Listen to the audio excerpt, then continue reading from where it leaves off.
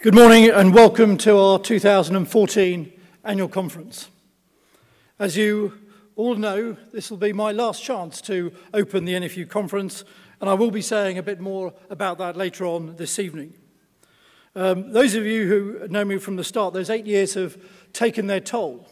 And if you can see very clearly from the back how grey my hair is now, that is thanks to Yara UK Limited for again sponsoring our high-quality video audio equipment for this year, and a big thanks to them for their continued support.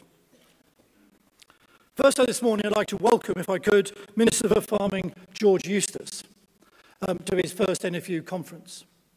I know, and I've worked with Owen Paterson now for about a year and a half, knowing Owen's usual breakneck schedule, being out of action right now must be for him incredibly frustrating. We send him our best wishes for a speedy recovery, and thank you, George, for stepping in at short notice. Despite all the recent headlines, some of the pictures you've seen on the screen already, all of us here know the farming industry today is in a much better place. We've made progress in so many areas. But this morning, I'm going to return to the overarching challenge of food security, the business of farming, and how this is influenced by the environment, science, the market, and the need for a long-term government policy. First, food security. It was quite clear where the government stood when I first became president those 8 years ago. That was most starkly summed up by David Miliband when he was Secretary of State at Defra. He told the 2007 Oxford Farming Conference, and I quote, "The future of farming is more about environmental security than food security." To be fair, I'm not sure he would say that if he was here today. And it was before the commodity price hikes in 2007-8, and before Sir John Beddington's wake-up call about the perfect storm of shortages in food, water, energy, and as early as possible, possibly as early as 2030. I do think one of the achievements of the NFU over the last few years has been to help get the food security back on the political agenda and keep it right up there. Just to put what I'm saying into context, let me reiterate the task. Repeat the comments of the Foresight report from 2011, which set it out so clearly. We have less than 20 years to deliver 40% more food, 30% more fresh water, and 50% more energy. A sobering challenge at any stretch. But just as worrying, our own self-sufficiency has shifted massively into reverse. We produce just 62% of our own food, down from 78% just 30 years ago. That's why last year we had a campaign that highlighted August the 14th as the date in the year that marks the end of our domestic food supply. With the UK population set to increase by another 4 million and reach over 67 million by 2020, that end of domestic supply date could easily slip into July and even into June if we don't take urgent action. Somebody challenged me about why we bang on about exports. They say, shouldn't we be keeping our supplies for ourselves for here in the UK? But I do think, with all due respect, that's missing the point. Exports underpin the home market. They trigger investment in domestic production. We'll no doubt hear more about that later on this morning from Sir Lockwood Smith, the New Zealand High Commissioner. Look, I do believe farming is like any other business. We respond to market forces. A fair and fully functioning market is critical to food security. And we should make the most as well of those global opportunities. I want to end this first point with a reference to the 2012 report of the UN High-Level Panel on Global Sustainability. Note, global sustainability. This is how the panel put the challenge. Governments and international organizations should work to create a new green revolution, an evergreen revolution, for the 21st century that aims to at least double productivity, while drastically reducing resource use, avoiding further loss of biodiversity, topsoil, water depletion, and contamination, through the scaling up of investment in agricultural research and development. So what does that really mean? It means that government policy across the piece should be seen through the food security lens. That's how much this matters. It should change the answer on a whole range of issues, not just the ones that have agriculture in the title. I'm talking about immigration rules for seasonal workers and how that impacts, how imports are monitored for disease at our borders, how research councils target R&D funds, planning policy, the Treasury's approach to taxation, and partnership rules on capital allowances and their application to reservoirs. And even, I'd add, what the national curriculum should look like. I could go on. But if you want an example of a decision that goes against the grain on this lens of food security, it is the greening rules introduced as part of the new CAP regime. The three-crop rule is utter madness.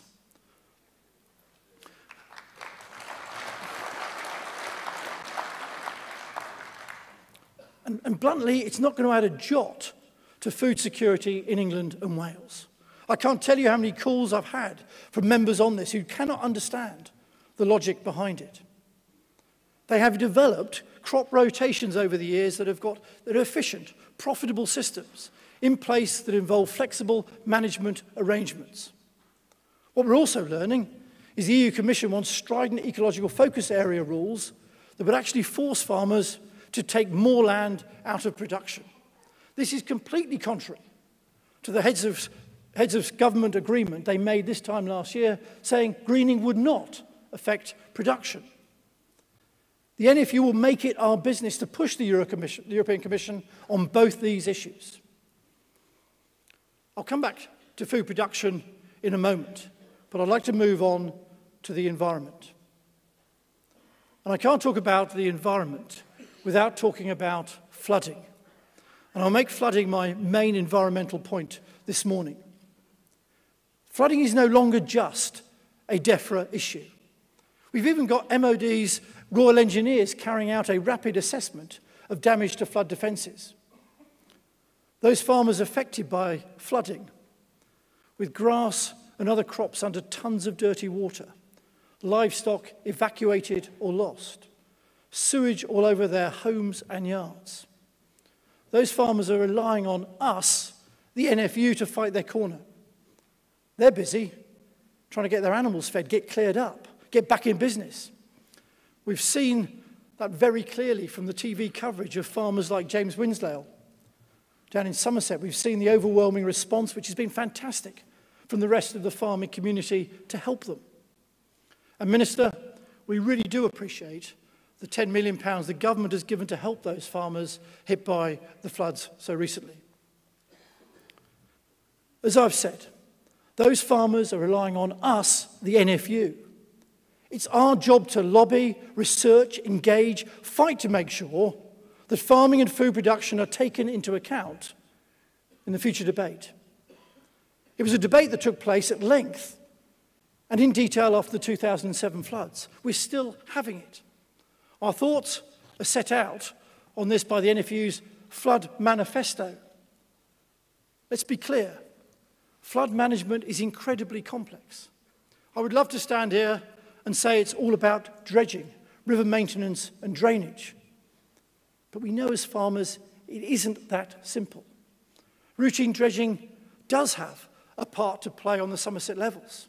But what's needed on the levels may be different to what's needed in the Thames Valley or in Cumbria, devastated in 2009, or in Wales, where there are 1,000 acres awash with salt water, or along the coast of Lincolnshire, where 600 acres of Grade 1 land was inundated last December.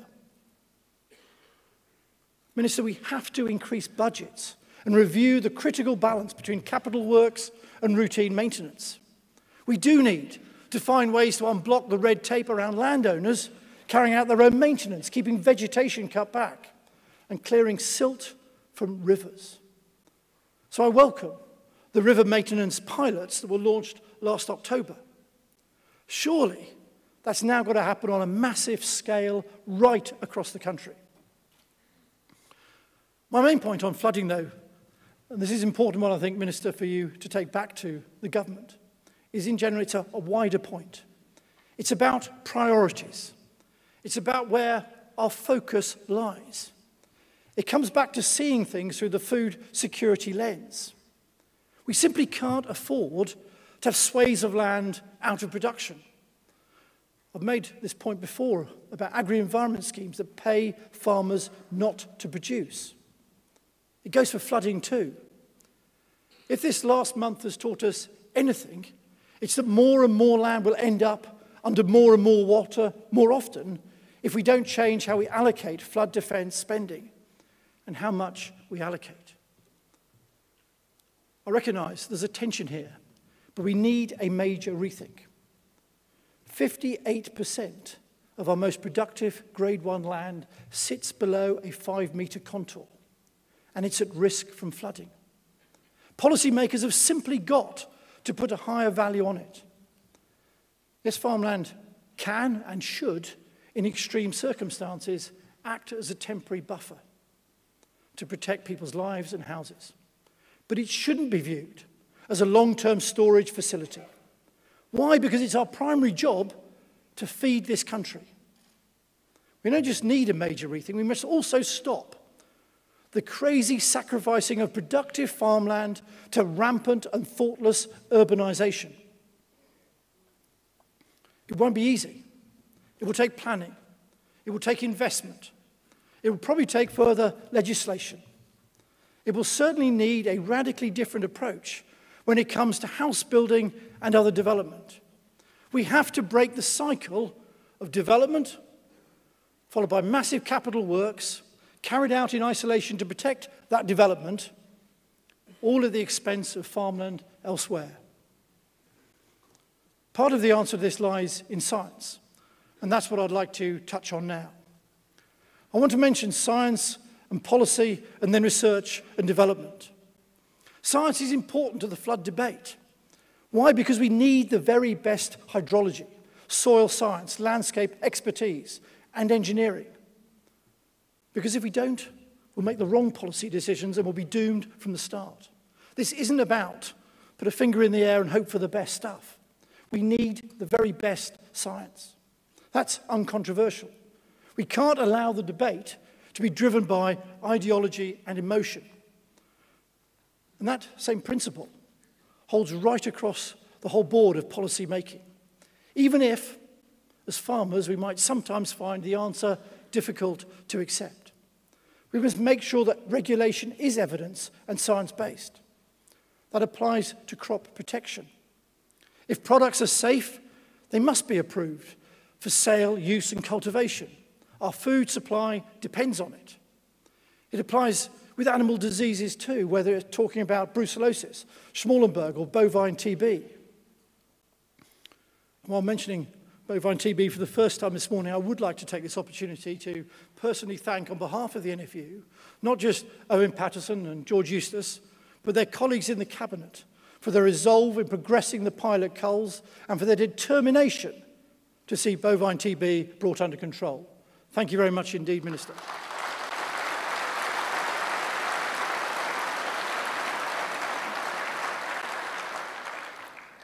I'd also like to make a big thank you from the farmers as well. I'd also like to thank the dedicated staff at the NFU who have worked so hard in the delivery of those pilots. Also, I'd like to say hats off to the farmers and contractors who have been so challenged and targeted by the protesters in very difficult circumstances. Thanks to the NFU staff, thanks to the farmers and contractors.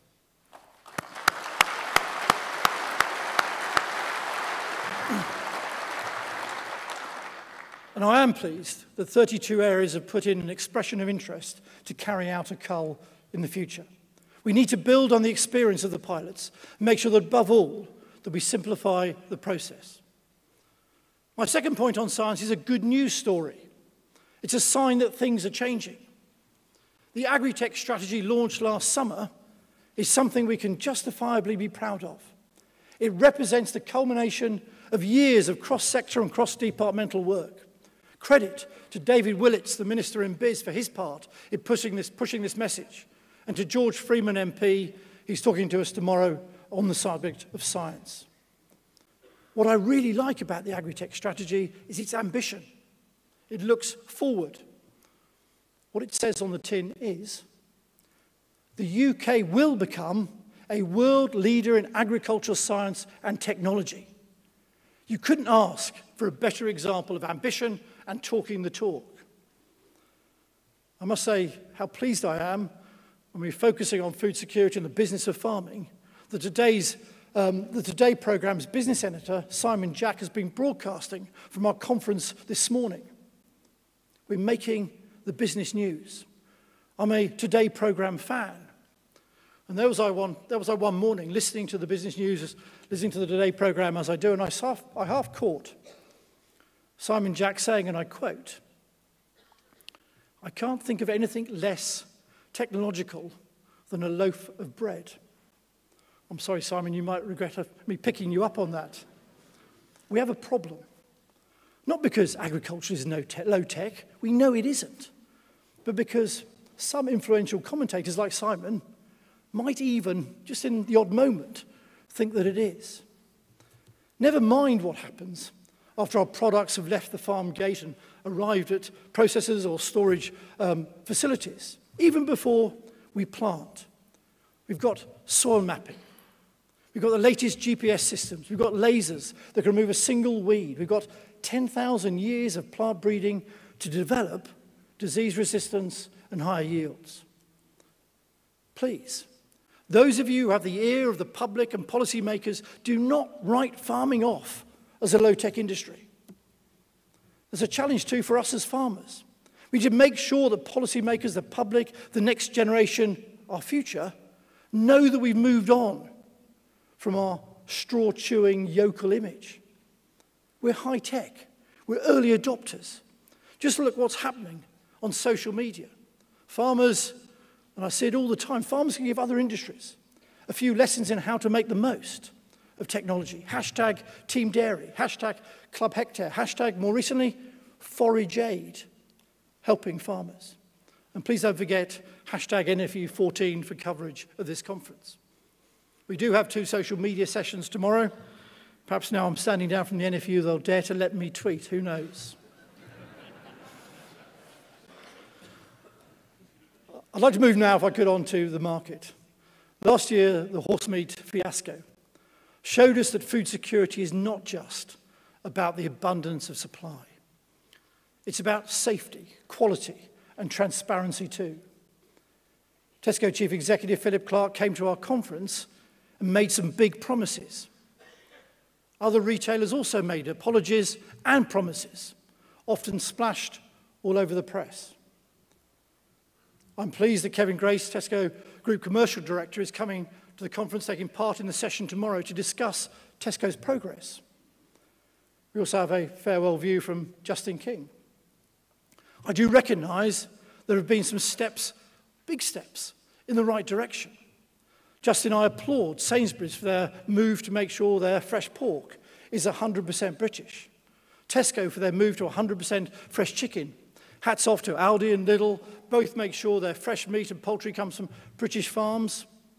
And most of it, Red Tractor.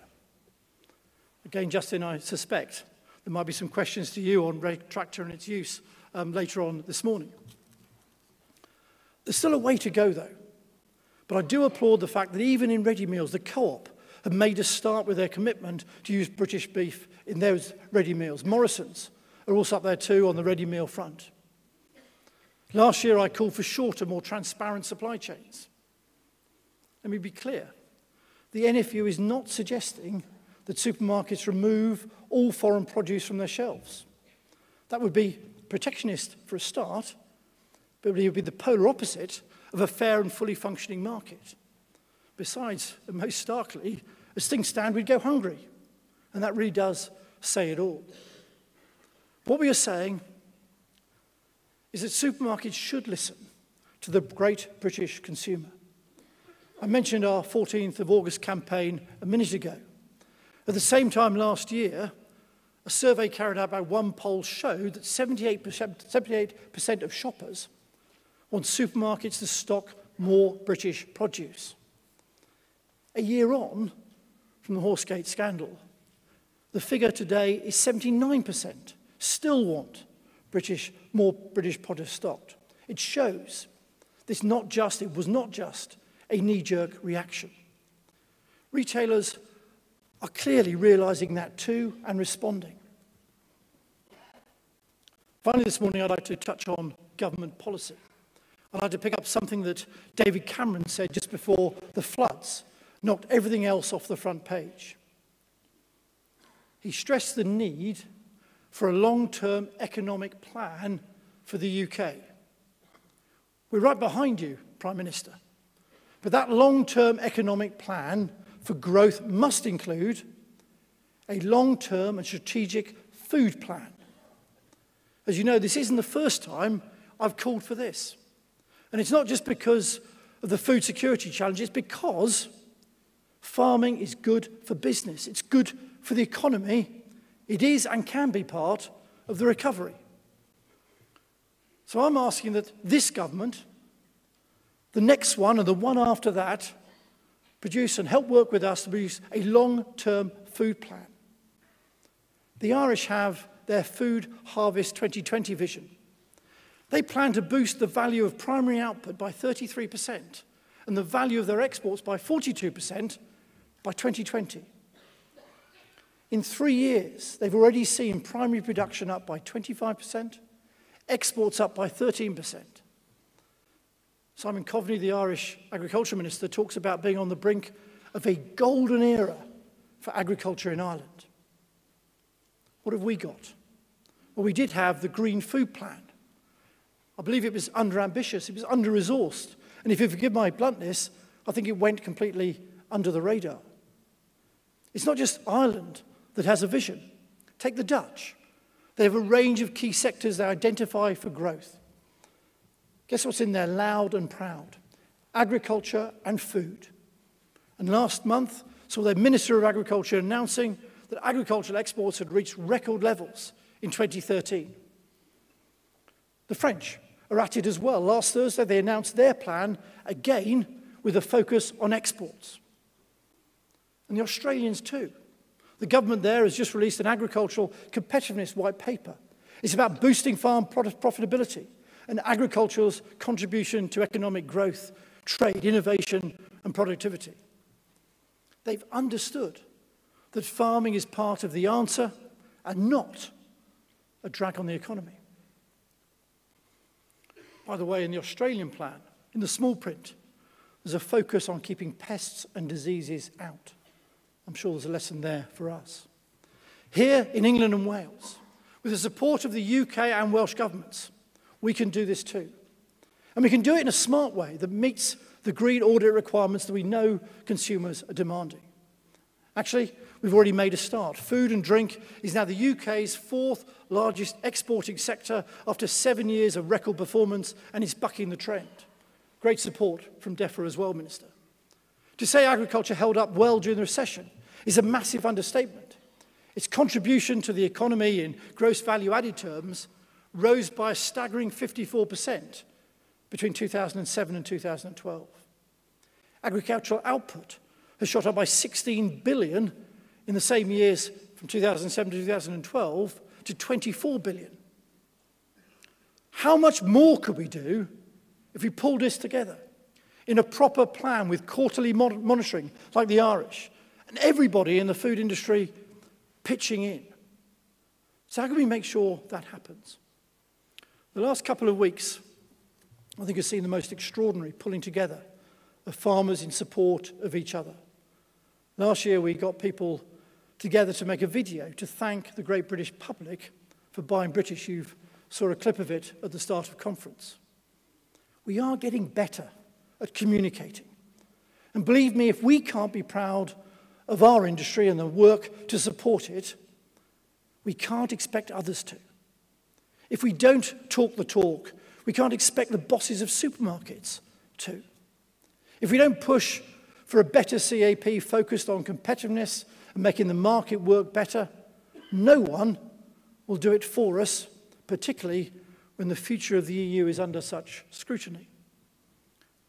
But if we're proud of what we do, if we do stay together and we deliver a united message, I believe the public will be behind us. If the public are behind us, the government of the day will be behind us. And we can all work together to do what's been my main focus over the 8 years I've been doing this job, to make sure British agriculture grows. There are those who disappointingly still try and portray farming as not a real business. This is profoundly misguided. It's why talking in isolation about farmland in terms of flood storage is dangerous. Farmland is for food production. It's also about putting clothes on our back, energy in the grid, plants in our gardens. Farming is about wealth creation. That's why this conference has been called Back in the Business of British Farming. So the next 2 days, let's talk the business of farming. Let's focus on growing our farms, growing the whole food and farming sector, and playing our part in growing the national economy. Thank you very much indeed for your time this morning. Thank you.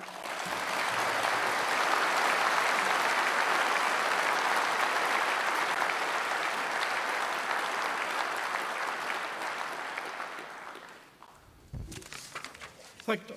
2 seconds. It's my job now just to take the chair and introduce. I already thanked George for stepping into the fray for Owen Paterson.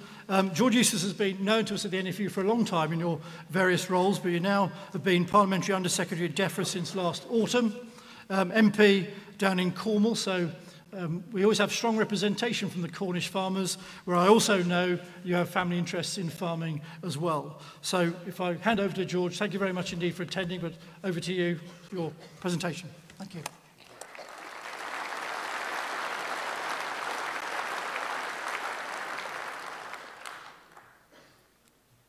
Well, thank you very much, Peter. And can I just say it's a real pleasure to be with you here today. But first of all, I want to begin by giving Owen Paterson's apologies. As many of you will know, he recently had an eye operation. Now, Owen is not someone who likes to rest, as I've learnt in the last few days, inheriting part of his diary. And so he is itching to get back behind the wheel. But he's had to take medical advice to make sure he allows for a full recovery, so that when he does return, we've got him once again firing on all cylinders. I would also like to take this opportunity to pay tribute to the great work that Peter's done over his 8 years at the helm of the NFU. I've joked before, I think, that Peter has probably almost seen as many farming ministers during his tenure as the Queen has seen prime ministers during hers. I think he's had no less than 6 farming ministers, and then if you add the different Secretary of States, he's probably getting on to having dealt with close to a dozen people. But he took over at a difficult time for the industry, when the horrors of the 2001 foot and mouth crisis were still very much in everyone's mind. But I think he leaves the NFU at a time when the farming industry has more confidence in its future and in its ability to meet challenges. And I think this transformation is due in no small part to the dedication of Peter and his team. He's tirelessly made the case for British agriculture. There are times when he's called difficulty for Defra through his effective lobbying. And he's put farming, I think, back at the heart of our countryside and our rural communities. So, Peter, thanks for everything you've done over the last 8 years, and we wish you all the very best of luck in what comes next.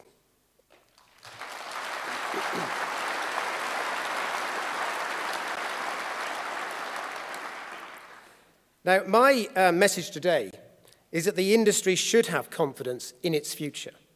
Firstly, as Peter said in his own speech, there's growing consumer interest in food provenance. People want to know where their foods come from, and they want to know how it was produced, and they're increasingly looking for locally sourced products. Secondly, we have a rising world population set to foods such as dairy products and meats.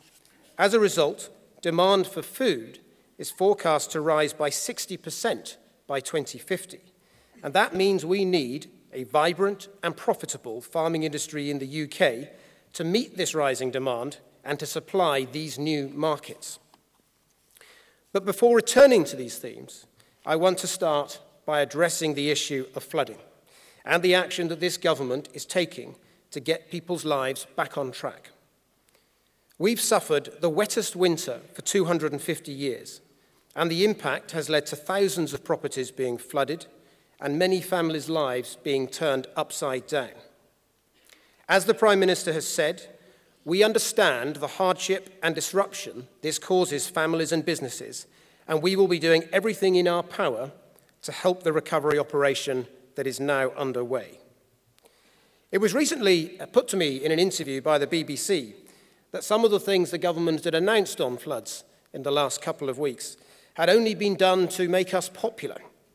Well, believe you me, the one thing I've learned over the last 6 weeks of dealing with these floods is that there is nothing at all popular about handling a floods crisis.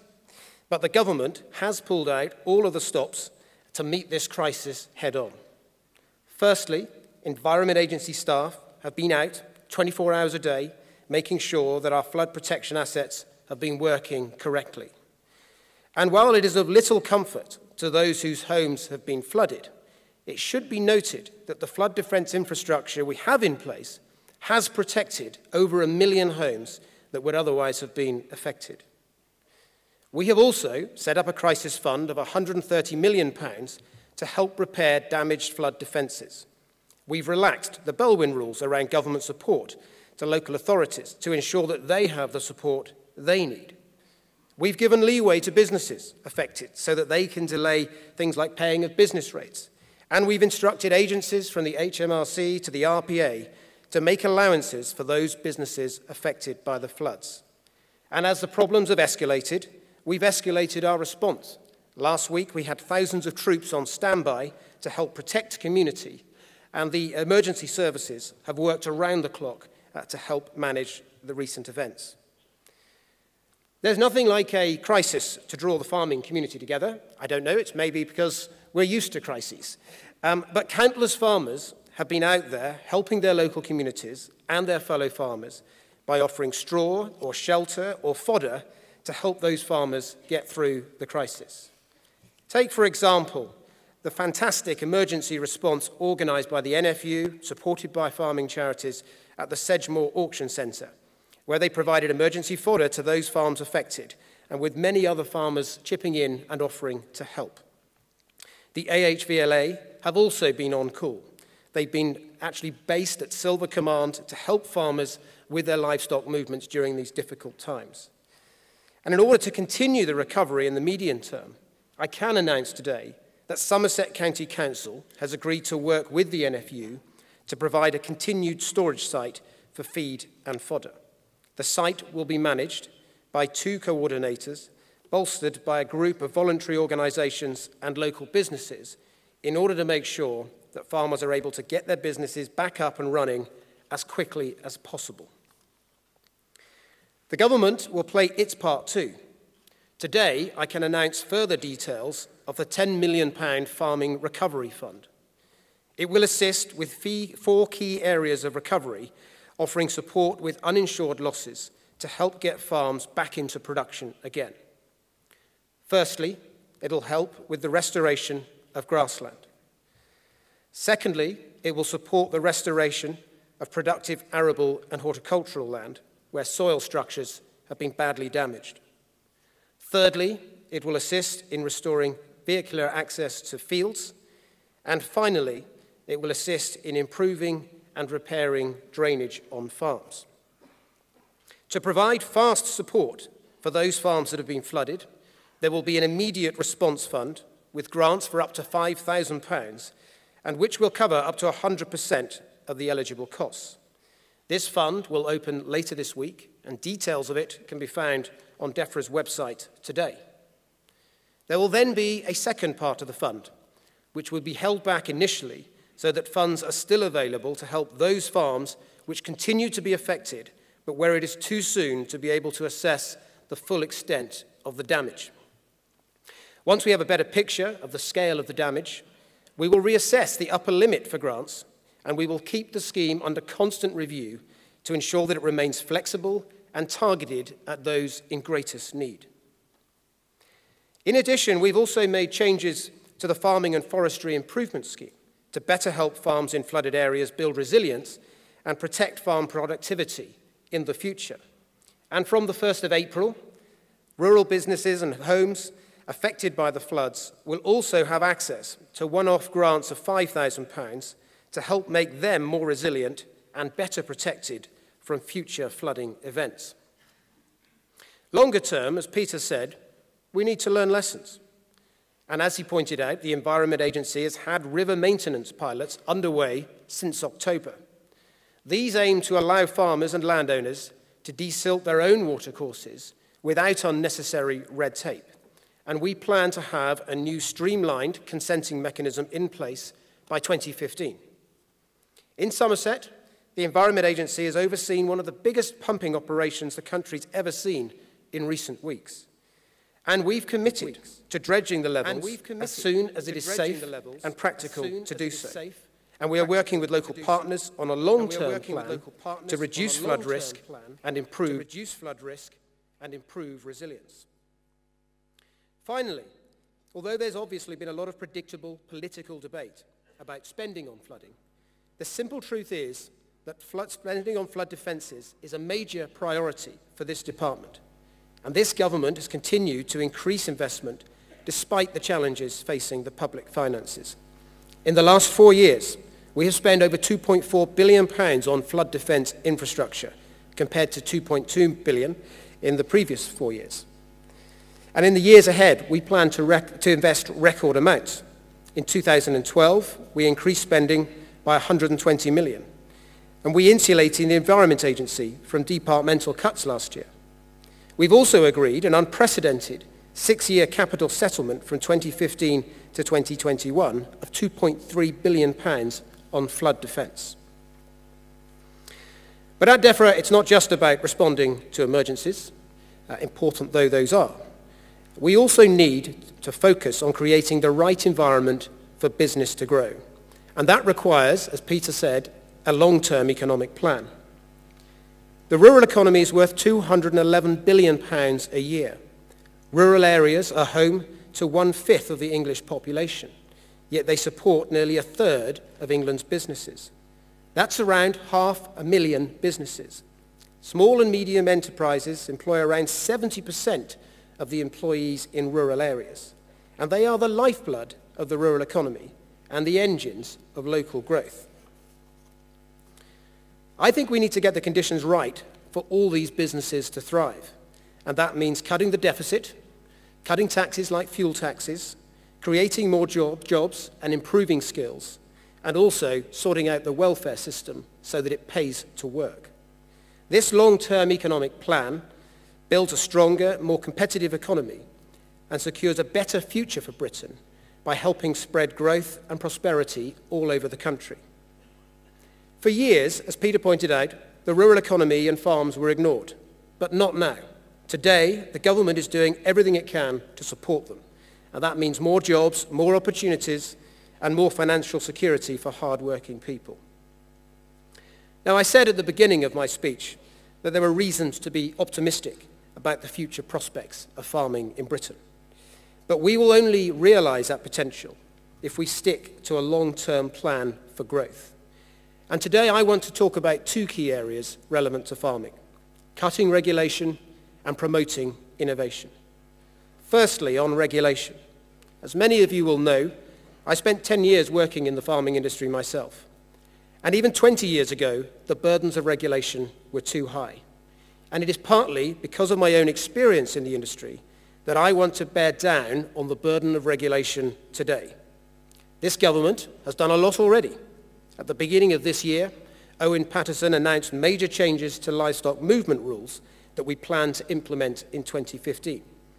These will make it easier for farmers to manage movements from their holdings to grazing land. We've just published the conclusions of the Red Tape Challenge on agriculture. In total, we will scrap 156 regulations and we'll simplify 134 more. And we're going to slash the amount of guidance farmers have, reducing by at least 80% the amount of paperwork issued as guidance to farmers and saving them £100 million per year. We've also made progress on earned recognition, which is one of the key recommendations of the McDonald Review. 14 out of 31 on-farm inspection regimes now allow businesses to earn recognition, leading to reduced levels of inspection. Earned recognition in the Environment Agency Pigs and Poultry Scheme save farmers £880 a year, and on animal feed, it could reduce the total number of on-farm inspections by around 10,000 per year. So while much has been done, I do think there is more to do. We want to drive down the burden of farm inspections further. So we're introducing new measures to enable agencies to target their inspections more effectively towards those businesses that pose highest risk. And we're going to review existing cross-compliance regimes to ensure that any sanctions are fair, and we are pushing very hard at an EU level for sanctions and penalties for breaches to be more proportionate. So we will not let red tape hold farm businesses back. The farming and food sectors have a key role to play in this government's long-term economic plan. They're the drivers of local growth and the foundations of our economic security. But I want to say a bit more about innovation.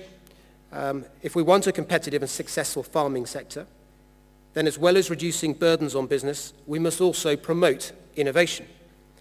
After major advances in farming productivity in the immediate post-war period, improvements in productivity have stalled in recent years. The UK has always had an excellent reputation for science and technology. We need to build on this to capitalize on the very real opportunities that exist for growth. So in July, we launched the first ever agri-tech strategy in the UK, committing £160 million to translating our excellent science into industry-led practical applications. £60 million will go on promoting the commercialization of knowledge, and £90 million will go on developing world-class centres of excellence in agricultural research. There's been a huge amount of interest already, and not least from Duchy College in my own constituency down in Cornwall, who hope to become a centre of excellence in dairy research. But I think that as well as innovation, we also need to have new entrants in the sector. All industries need new talent to move forward, and farming is no exception. And I want us to move away from the position where only those who inherit a farm can enter the industry and own their own business. We need to develop other models, from profit sharing to contract farming, to ensure that the bright young talent in agricultural colleges today can fulfill their aspirations and earn a stake in the future of the industry. And as Peter mentioned in his own speech, we also need to promote the status of agriculture in our schools as a career choice. And we are working with the Department for Education now on doing just that, getting ambassadors into our schools to promote agriculture as a career choice. I want to say a few words on protecting plant and animal health, because safeguarding the health of plants and animals is not only vital to our environment, but also to our farming industry and the wider economy. So where there are problems, we've acted. One of the biggest threats to animal health and our livestock industry in the UK today is clearly bovine TB. For anyone who thinks that this disease is a problem for just a few farmers in remote parts of England, they should just look at the facts. Between January and November 2013, over 30,000 cattle were slaughtered, an average of over 90 cattle per day. The continued spread of this disease poses a growing threat to farmers in parts of the UK that have so far largely managed to avoid it. We all know that BTB is a difficult disease to fight. There is no single measure that will, on its own, solve the problem. Instead, we need to pursue a range of options which together can make a difference and turn the tide on this dreadful disease. That is why we are researching the potential for vaccines, and it is why we continue to take further steps to improve cattle movement controls to limit the spread of the disease. But let's be clear about this. There is no example anywhere in the world of a country that has successfully tackled TB without also dealing with the reservoir of the disease in the wildlife population. While the badger cull policy is contentious, we believe that it is a vital element of any coherent TB eradication strategy. Last year, farmers in Gloucestershire and Somerset, the NFU, Defra, and many others collectively took a very difficult but also very significant step forward in farmer-led efforts to tackle the disease reservoir in the badger population. And I pay tribute to the work of all of those involved in the pilots, often in the face of intimidation and harassment from some protesters. We've learnt many things from our experiences last summer, so it's important that we give due consideration to the independent experts panel's report before making decisions on culling in new areas. But without prejudicing this decision, Natural England has encouraged anyone interested in a badger control licence to start planning ahead and make an expression of interest now. So, cutting red tape, encouraging innovation, and safeguarding plant and animal health all set the right environment for farm businesses to grow. And I want to conclude by talking about some of the opportunities our industry faces. Yesterday I was in Dubai for the Gulf Food exhibition, where over 100 British companies were present, promoting British food and catering equipment manufacturers. Our exports to Dubai increased by 14% last year, and there is growing demand for British dairy products and British lamb. I had a chance to sample many fine British cheeses on the stands while I was there. Owen Paterson has prioritised opening new markets since being appointed. In the last year alone, we've opened up 112 markets for animals and animal products, contributing to an increase of nearly £180 million in these products to non-EU markets. The latest provisional figures show that British food and drink exports have grown to nearly 19 billion in 2013, and I think there is room to grow even further. In just the last year, we've signed a deal on pork with the Chinese that has contributed £9 million of growth to the pork market, in addition to £12 million of growth in hides and skins. We secured a deal on beef and lamb with Russia, worth up to £100 million over the next 3 years.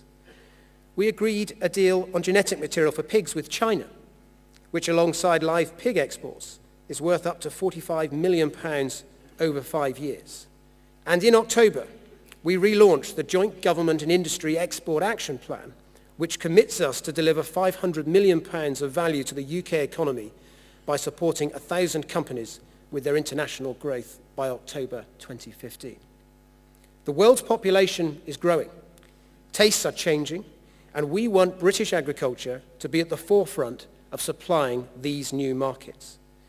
So I want you to know that this government backs the business of British farming. You are at the heart of our long-term economic plan. We are working with the sector to increase resilience, and we are creating the right environment for businesses to grow and to flourish. We are cutting red tape, and we're cutting farm inspections. We are encouraging all forms of innovation in agriculture, and we will be doing all we can to promote new entrants joining the industry. And we're making significant progress in safeguarding our plant and animal health. Together we are growing the rural economy. We cannot do this without you. We need to work to ensure that the changes we make are the right ones and that they are implemented in the right way. And I look forward to working with all of you in the NFU and your new president when he's elected closely to make the sector ever more resilient and ever more successful. Thank you.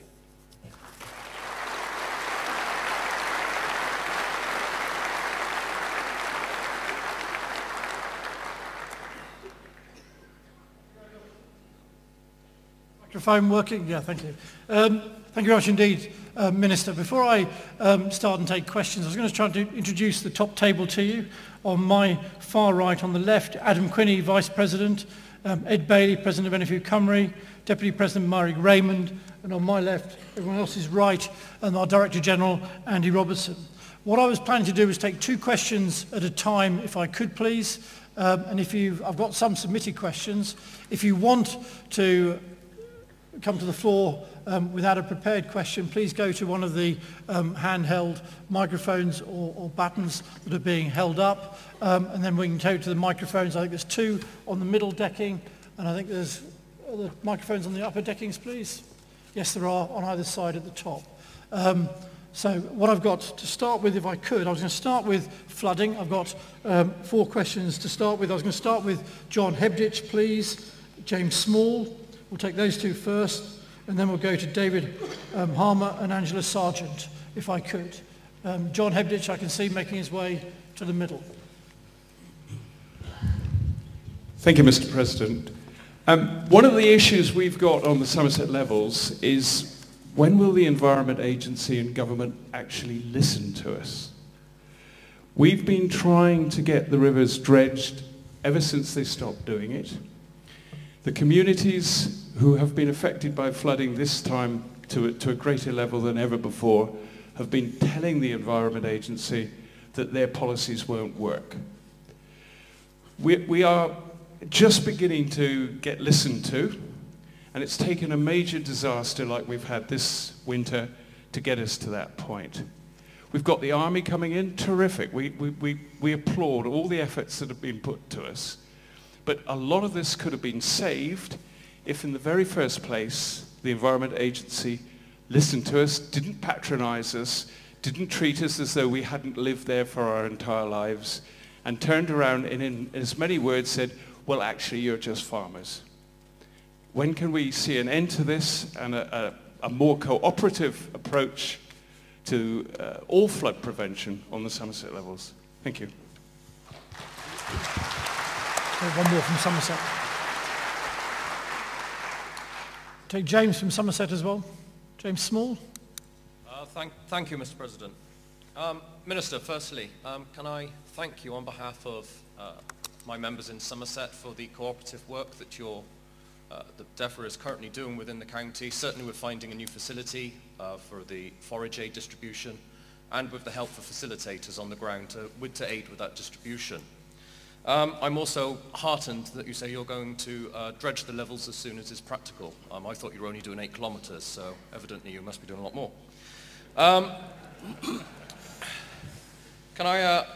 My question is that agriculture is often at the bottom of the pile when it comes to being listened to and getting support. And nowhere is this more evident when it comes to getting funding for managing our waterways. No matter how you put the figures, we cannot get the funds necessary to manage our rivers and streams and deliver the food to feed our communities and the stunning wildlife that has developed as a result of careful management. How will you ensure that agriculture and rural communities get valued in the same way as our rural fellows? Okay, well, shall I think actually John and James's points are both linked, unsurprisingly, because they're both farming in Somerset. Look, John asked, when are we going to listen? I would say now. We've listened. We've made clear that we are now going to dredge the rivers on the Somerset levels. That's going to cost £4 million. We made clear we will do that. We've also made available this fund, the Farm Recovery Fund, to assist farmers in getting things back together. I think it's important to note, the Environment Agency clearly has come in for some criticism, particularly in Somerset. They have done some dredging in the past, particularly on pinch points. I know there's an argument that that wasn't enough, and that's why we've committed now to dredge more widely. But I would just make the point, we've listened, we've heard what you've said. Obviously, dredging won't prevent flooding happening. Everyone accepts that. You would still have flooding, but you might be able to dewater the areas faster, and that's why we've committed to do it. And I would also just point out that the Prime Minister's made clear that there's not a false choice between protecting urban areas or protecting the countryside. He's made clear that we can do both. And I think with the announcements we've made in the last couple of weeks, we've demonstrated that we are doing both. So could I just come in on that, Mr. The Prime Minister sort of said money no object, I think was one of the early quotes. When you look at the increase of extreme weather events, what looks like it's happening around the world now, we learn of different extremes in, as I say, different continents. Do you see the government actually finding significant additional funds to help us tackle some of the challenges we're now seeing? Or are we going to continue working? Because when I sit and meet with the Environment Agency, when they talk about their 1-to-8 ratio of return on investment, they say that is their rationing criteria. It's because they're limited on the amount of money. Now, I'm with you the whole way on your comments about rebalancing the economy, the growth strategy the government's following. but we really need more allocation of resources if we're going to meet the challenges that both James and John have alluded to. Well, look, when the Prime Minister said money's no object, he was talking about the clear-up operation. And I think we've demonstrated that, the fact that we've made an additional £130 million available to help local authorities with the clear-up and repairing defences, the fact that we've announced today this additional £10 million for farm recovery, and the fact that we are now refocusing other schemes like the farming and forestry innovation scheme as well. So we are spending what it takes to do the clean-up operation. Longer term, look, we are investing record amounts of money in flood defences. It's going to be around 2.3 billion in capital between next year and 2021. So, and you know, we can always say that there needs to be more money, but all I would say is, in difficult times, when there hasn't been a lot of money around, we still spent more money than the last government did on flood defence. And looking forward, we plan to increase that further.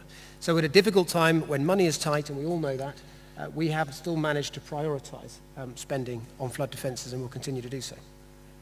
Thank you. David Harmer and Angela Sargent, please, to the microphones.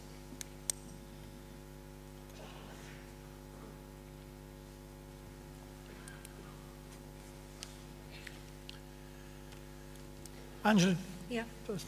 In the light of the Somerset floods, have too many farming policies in recent years been influenced too much by academics, however well-meaning, sitting in comfortable offices, rather than by the people who have the experience of living and working with the results? And has the resulting complacency of government agencies been shown to be detrimental to the original goals of conservation and a thriving, profitable and sustainable agricultural industry?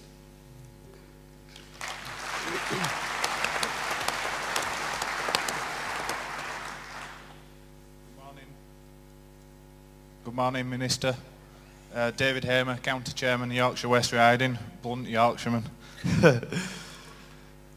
Sir, do you agree that active farmers above the moorland line should receive an uplift in Pillar 1 payments at a level that will at least fill in for the reduction in available environmental payments?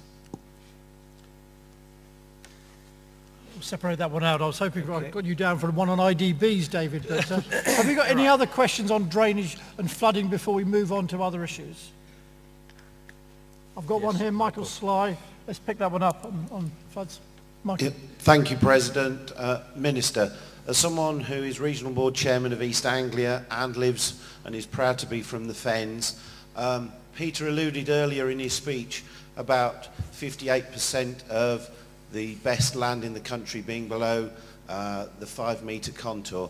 May I just remind you all, 50% of the Grade 1 land in England sits in the Fens, which is protected by coastal defences, river defences from the Environment Agency, and the excellent work of the internal drainage boards.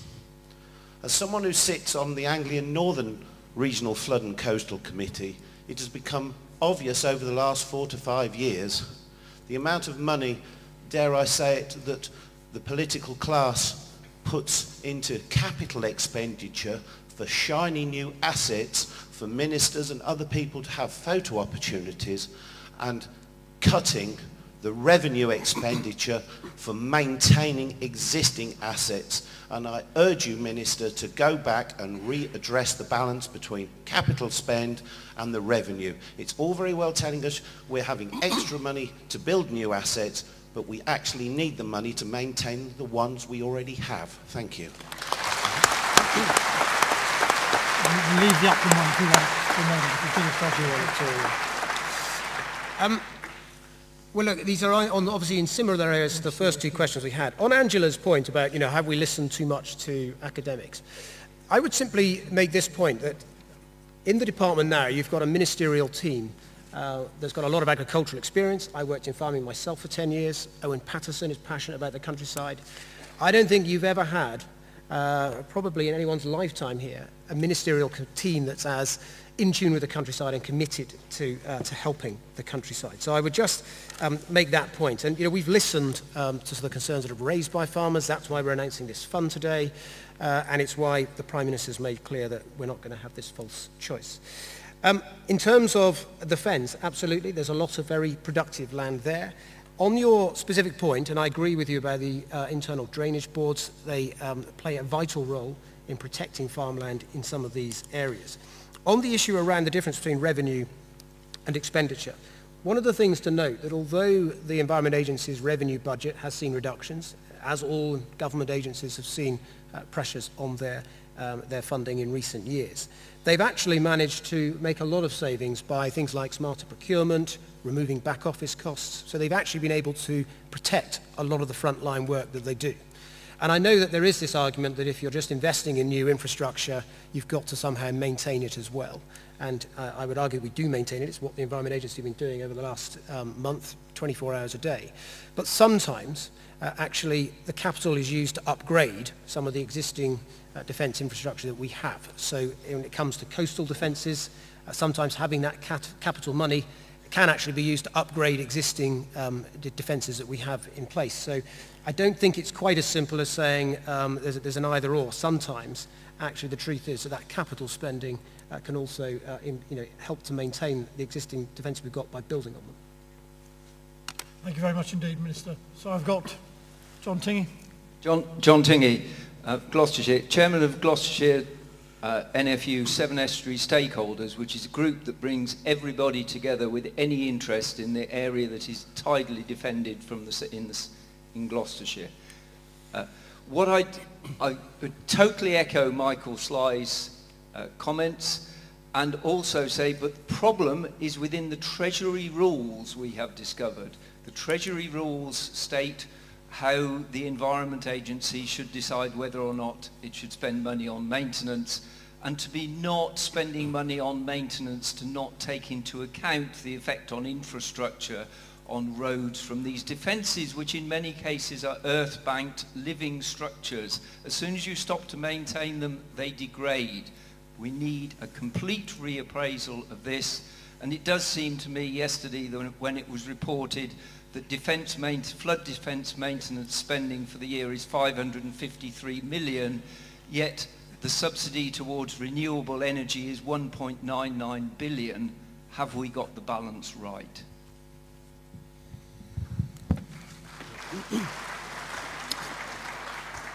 Well, all I would say, I think as Peter pointed out, we may get more extreme weather events of this sort, and that could be linked to climate change. And so I do think we have to spend some money in terms of trying to deal with climate change mitigation. And we also need to make sure that we're spending money to adapt and prepare for the risks of these weather events as well, which I would argue that we're doing with the investment that we are putting in place. When it comes to Treasury rules, I'm not sure that I'm the right one to comment on Treasury benefit to cost ratio formulas. They do tend to be quite complicated. But look, these are reviewed all the time. The Treasury's constantly looking at the way these BCR ratios are calculated and the different emphasis put on different things. So they're regularly reviewed. And I'm sure that Treasury will be looking at these in the light of the events we've had in the last couple of months. We certainly wish you luck with the Treasury. Certainly a number of our gripes, whether it's around taxation systems or even rules around flooding, come back to the Treasury, and we really do want them to wake up to how important the food sector is to the wider economy, and that was the purpose of what I said earlier this morning. We know, and it's a shame that Brendan Bailey isn't here this morning from the Treasury to take some of the messages back that have been expressed by farmers.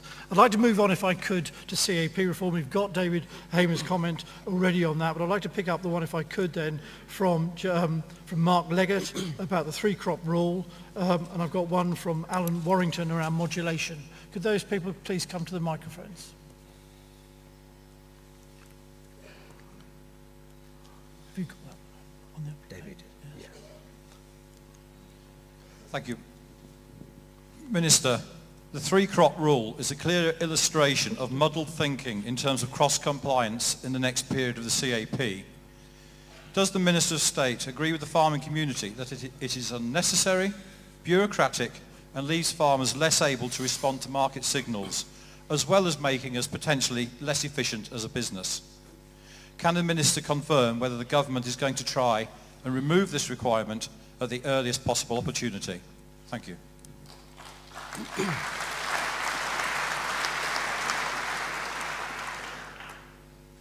you want me to do that one? I've got one more. So, Alan Warrington. Yeah. Thank you. Minister, my question was aimed at Owen Paterson, but first I had a letter from you about beak trimming, so I'd just like to raise that question with you.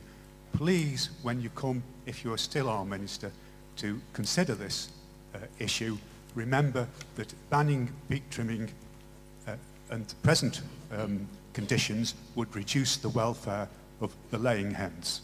So please let us continue with it. Firstly, I would like to thank Owen Paterson for listening to the NFU and only deducting 12% of our single farm payment. Will the Minister assure us that when he or his successors reviews the modulation rate, those arguments will again be listened to? And will the Minister agree that the best people to spend the public's money in the royal economy and environment are those closest to it, the farmers? Okay. Difference of opinion here. Shall I? Okay, we've got now then three different people there. Let's start by the point from the blunt Yorkshireman, David, regarding the moorland rate. We're looking at this at the moment. As you know, we've already confirmed that we're going to equalise the upland rate with the lowland rate, and that's basically because we do recognise that it's important that we continue to farm even on more marginal land, and we want to support that, and so we are equalising those rates. We're still doing further work on exactly what the moorland rate should be, but as you will know from the consultation, yes, we want to see an increase in the moorland rate. We just haven't yet worked out precisely what that figure will be, but we're listening closely to representations that have been made by the farming industry and by the NFU on this. The other thing that I would say is that the new environmental land management scheme, details of which we'll be publishing shortly, may well turn out to be more focused in some of those upland and moorland areas, because we're keen to try to get wildlife corridors and to focus those resources on a landscape level in geographic areas. So I think that some of those farmers in moorland areas may find that they will have that support from the Pillar 2 new environmental land management scheme. On Mark's point about the three-crop rule, the simple answer is yes, we do agree, and we spent the best part of 2 years trying to stop the crop diversification three-crop rule being in the regulations. You know, and as you know, we've had a consistent position that we wanted to keep Pillar 1 as simple as possible. We were opposed to the greening measures, but as with all things European, you can't always get sufficient allies in order to block these proposals. And the Commission were very, very headstrong on this. They were very clear that they wanted to introduce greening measures. Part of that was the three-crop rule. And so the best we were able to secure in this, and we had a very able team of negotiators actually in the department, they did manage to raise the threshold before which this kicks in. So to 10 hectares, anything under 10 hectares doesn't get affected at all, and it's fewer than 3 crops for those up to 30 hectares. And we managed to get other flexibilities as well around the way different parts of the UK can approach this, and we managed to get in there a possibility that you could advance an equivalent measure in future years. And each year now we have the opportunity to look at whether we want to have equivalent measures to those that are outlined.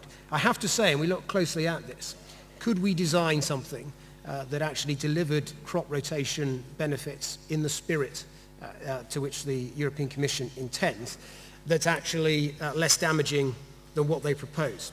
And the problem is that all the other options we looked at in this risked being more restrictive and more difficult than the three-crop rule.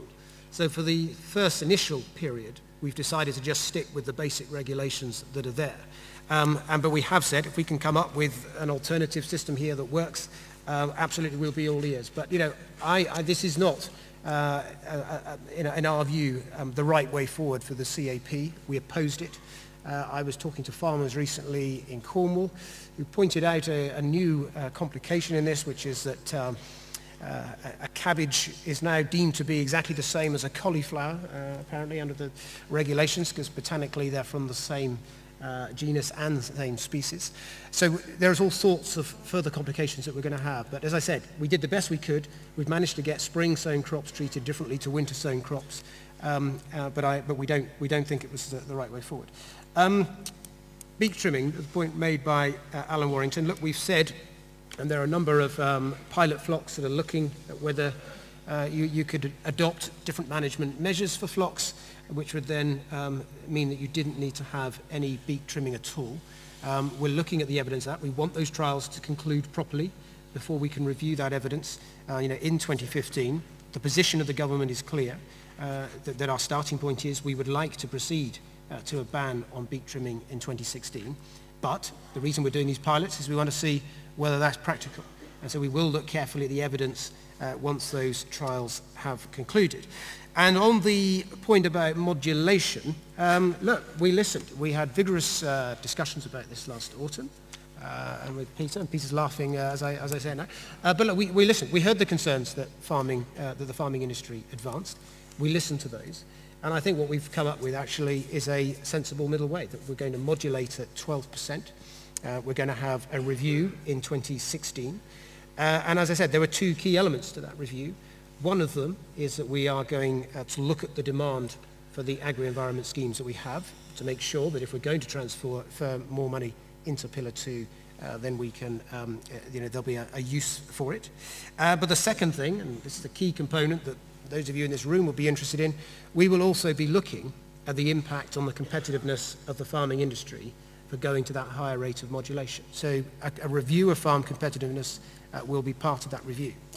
But I would simply say this, my own position on this has generally been that we can come up with much more innovative, creative policy through grants and the work that we do in Pillar 2 than we can in Pillar 1.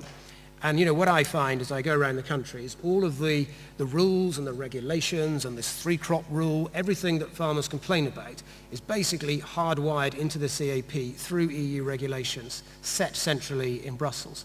And I think that long term we need to move to a position where we've got a far less centralized common agricultural policy, a policy of common objectives, but where there's much more discretion for national governments to design innovative policies that actually work.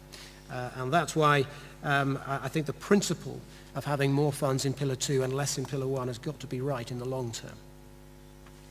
Have we got any other general questions on CAP? I want to actually challenge the Minister, if I could, for a moment. I'm going to move on to TB. The point, what I think farmers find so frustrating is that when there was an ability, and this goes back to previous Conservative governments as well as 13 years of New Labour, we had all the options of these great schemes, but we never drew down the money from Europe. We never drew any Pillar 2 allocation. Why have we got the poorest allocation in the whole of Europe? Because of the Fontainebleau Agreement. And now when we can modulate, we think we can find the way to spend the money. And that's what I think farmers find frustrating. I think it's a debate for another day about how a CAP that you envisage, Minister, would be much more devolved to national states. I think there's profound concern as we face the debate in 2007 potentially about an in-out position with Europe. I think Boris Johnson was writing yesterday in the Telegraph saying we should scrap the crazy CAP. But too often politicians are talking about the CAP of 20 years ago. They refer to production support, coupled payments. Actually, we don't support the CAP of today. We don't support the crazy rules of greening that have been brought in. You've heard the frustration from farmers on the 3-crop rule. We think the rules now engage, as I've said already in my speech, about ecological focus areas, are going to demand more and more measurement, counting areas of hedgerows to make us bluntly less productive. But I think as farmers in England and Wales, we do see a common agricultural policy being more common but simpler and much more at a base level than one that is at the moment making us less competitive as a farming business. My last plea on CAP, Minister, would be to try and use all the government's influence, partnerships with other member states to make sure that in the middle of this year we end up with a Commissioner for Agriculture who believes in European agriculture being globally competitive. Because what we've had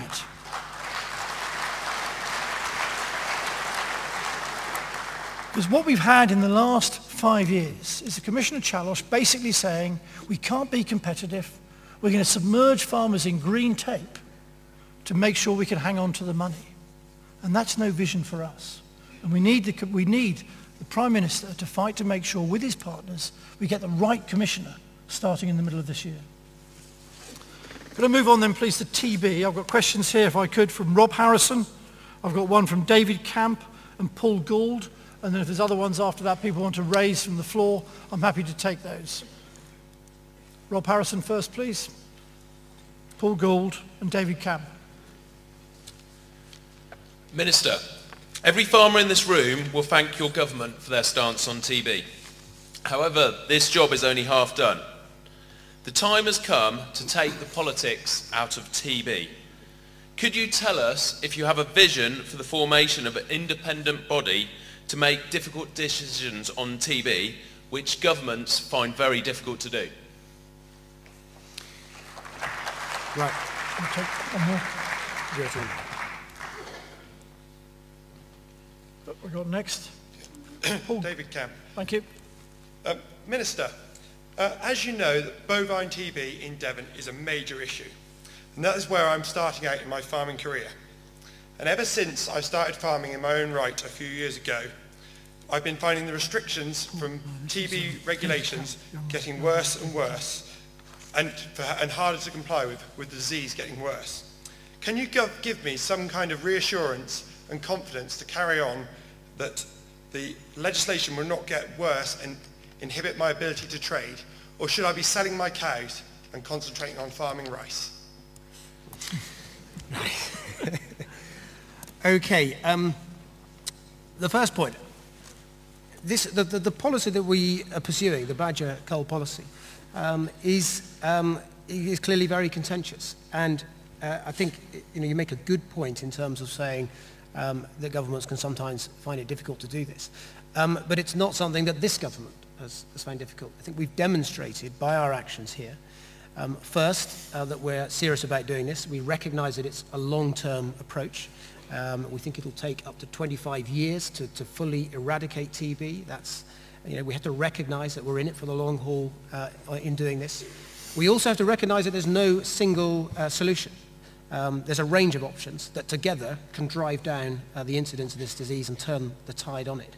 So it's why we are continuing to look at things even like vaccination and trying to develop cattle vaccines and, yes, cattle movement controls, which aren't always popular.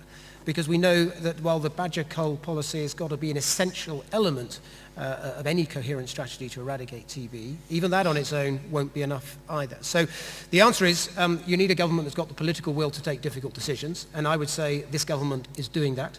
We would love to move to a position where we can have some cross-party consensus on this, and where the Labour Party could buy into a strategy for the long term so that there's cross-party support for a coherent 25-year strategy to eradicate TB.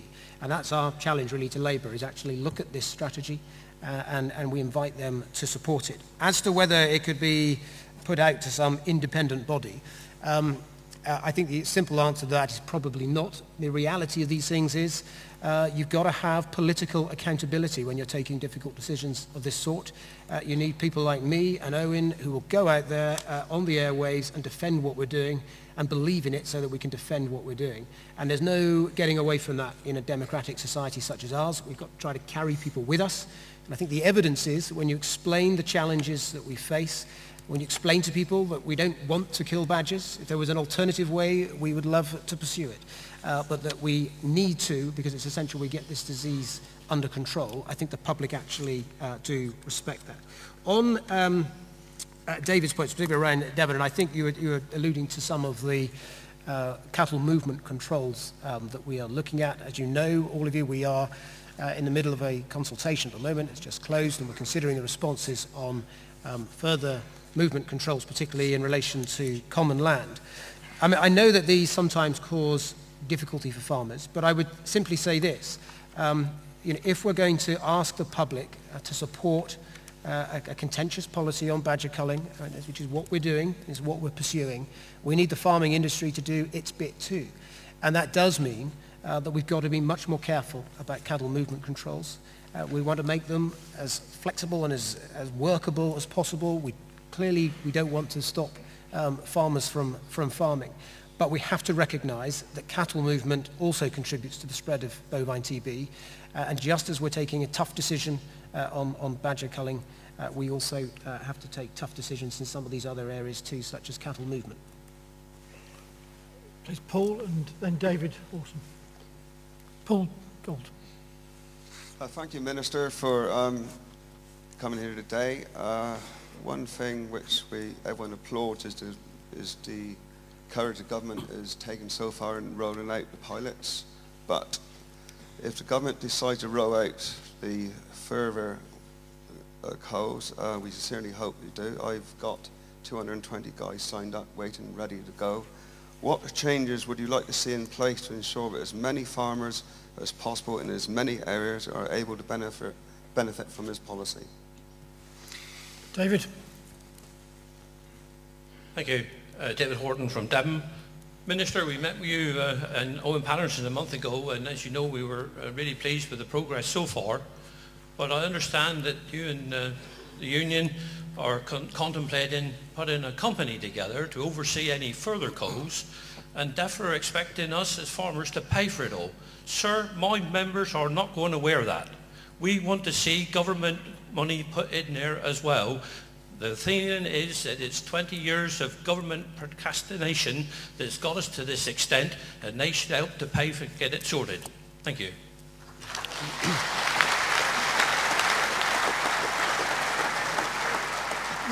We're running out of time. What I do want to do after this is to pick two more questions up, one from Ali Kappa on SAWS and one from Trevor Clegg on capital allowances. Let the Minister ask, I'll finish the TB, and then we'll come back to you, Ali, in a second. Right, well, first of all, and I know we've met representatives from both Dorset and Devon. I met Paul in Dorset, I think just before Christmas, to talk about some of the plans there. And I know that last year Dorset had made a great deal of progress in getting themselves in a position to do this and to take forward a coal.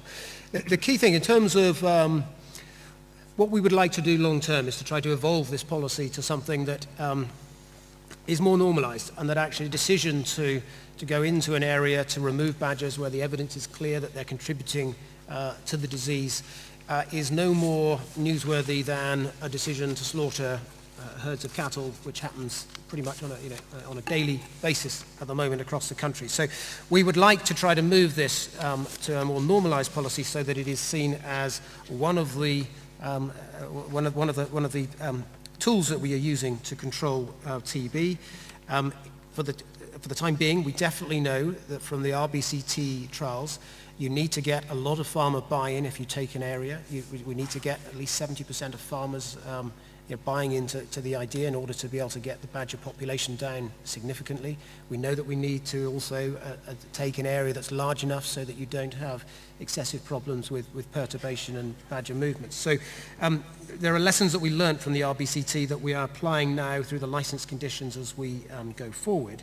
And I sort of commend what Paul and the team in Dorset have done to get themselves in a position to move forward there.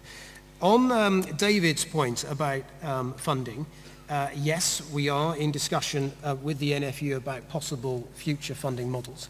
We're very clear here, though, that this needs to be an industry-funded response.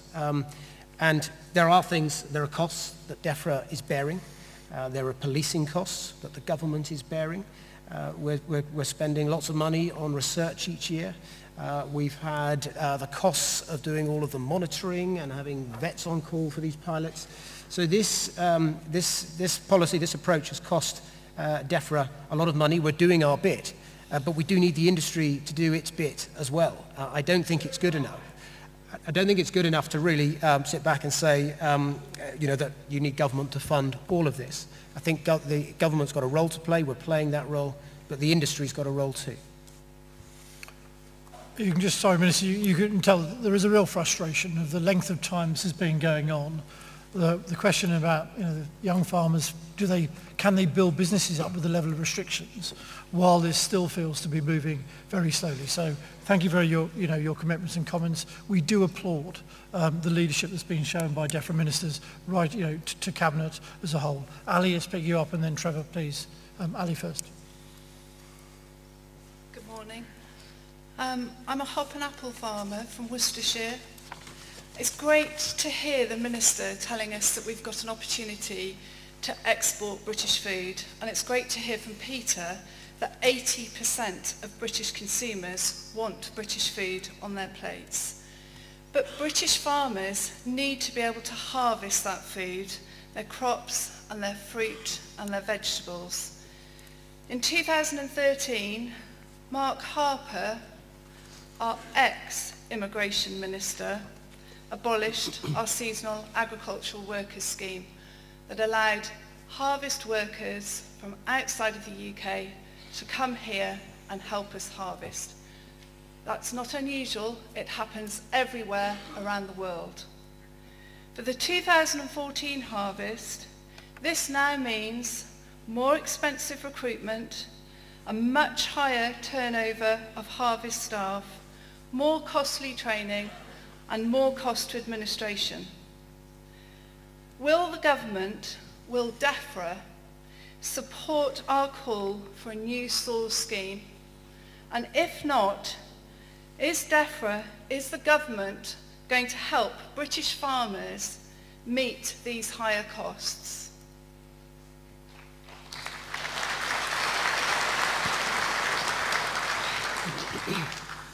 Minister, it's been alluded to by Peter that we need investment in agriculture. This industry sees itself not as part of a problem economically for this country, but part of the solution. And we need to be able to invest for the future. We've seen annual investment allowances drop from 100,000 to 25,000, back up to 250, but only apparently for 2 years. We need that to be extended, and we also need that to be extended to include buildings and capital groundworks, maybe for things like flood defence. And we need to be able to invest with confidence and know that we can invest long term. So is there any help you can give us on this?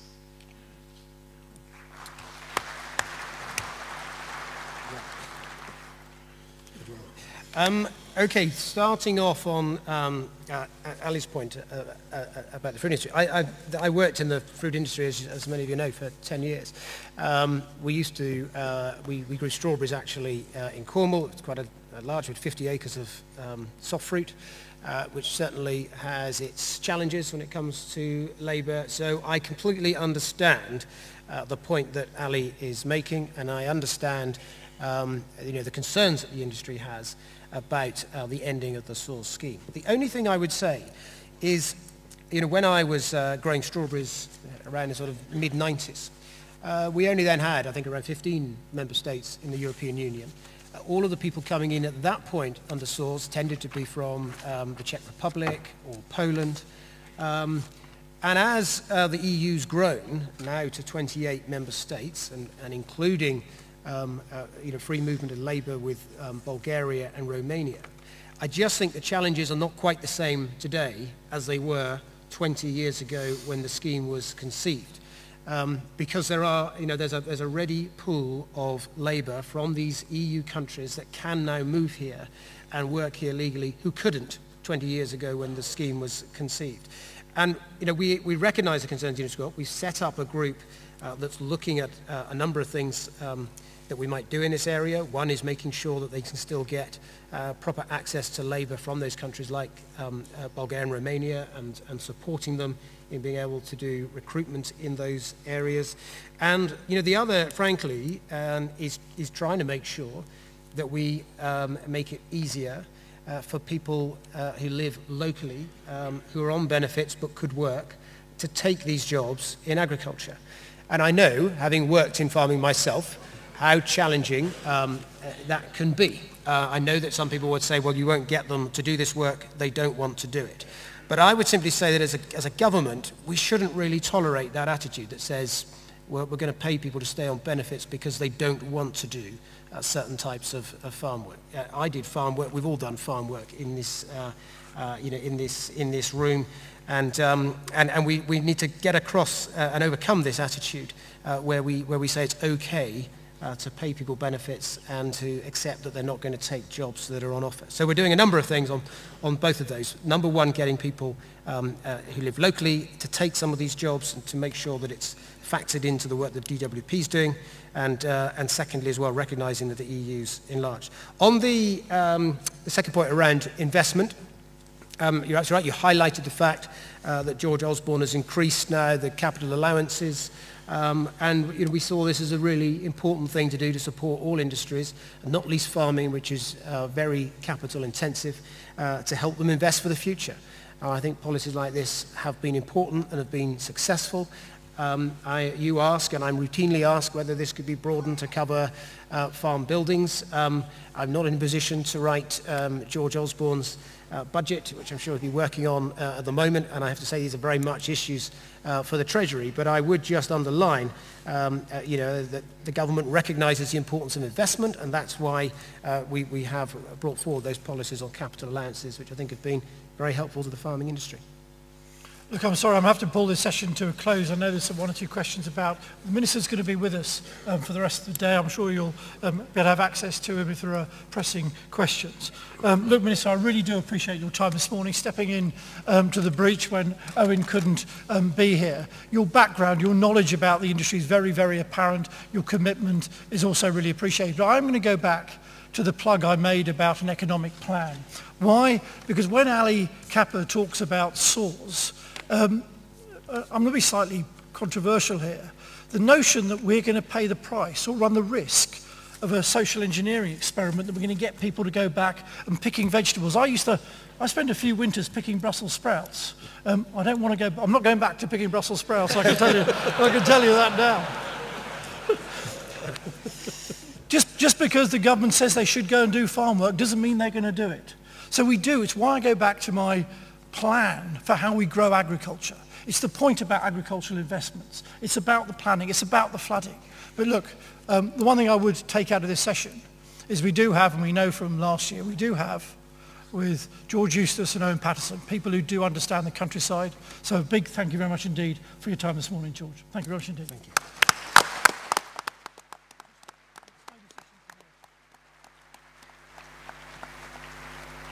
I'm now going to hand over to Marek Raymond, who's going to chair the next session. Please stay in your seats while we reorganise the top table. You might have a moment just to stretch your legs, stand up, but don't move, please. Marek, over to you. Thank you.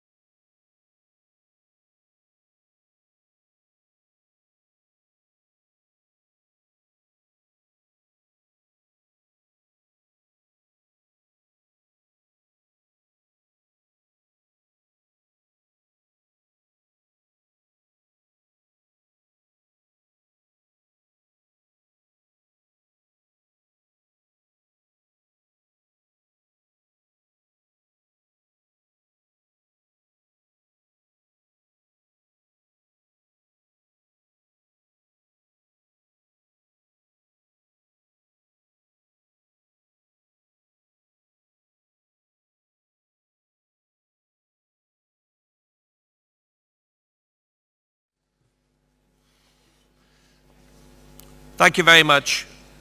Delighted to chair the second session this morning. We move from politics to economics. This is the business section. And we are very fortunate this morning to welcome two very distinguished international renowned speakers, the Right Honourable Sir Lockwood Smith and Mr Jim Rogers.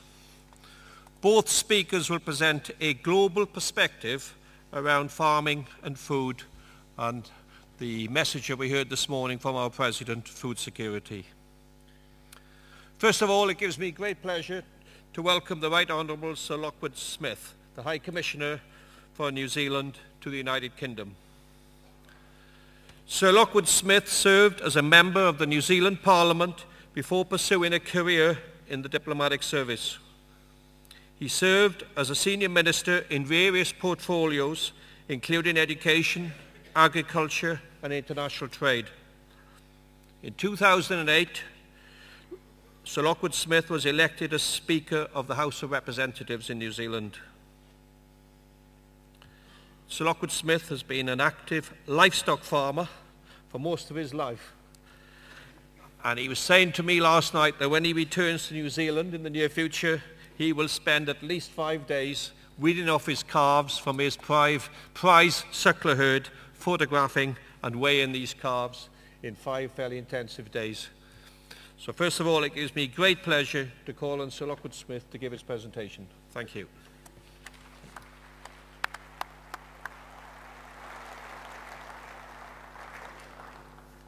Mr. Chairman, thank you so much for that welcome. Members, special guests, can I first acknowledge your members struggling with this wettest of winters. I just know it can be so debilitating as a farmer in New Zealand from a flood-prone area. I've just got some understanding of what you're going through, and you have my absolute sympathies. Also, Mr. President, wherever you've gone to, can I congratulate you on the achievements of your 8-year tenure as President. I just want to acknowledge that. 1984 was a significant year in New Zealand. We hadn't quite reached that Orwellian world of dystopia, but not to put too fine a point on it, we're in deep manure. To add to our economic woes, we had a wine lake. The New Zealand wine industry was focused on the local market and protected by a 40% tariff. By 1984, New Zealand was drowning in its own wine. There was a limit to how much 3.5 million basically beer drinkers could consume. You couldn't export the stuff. It was essentially equine urine.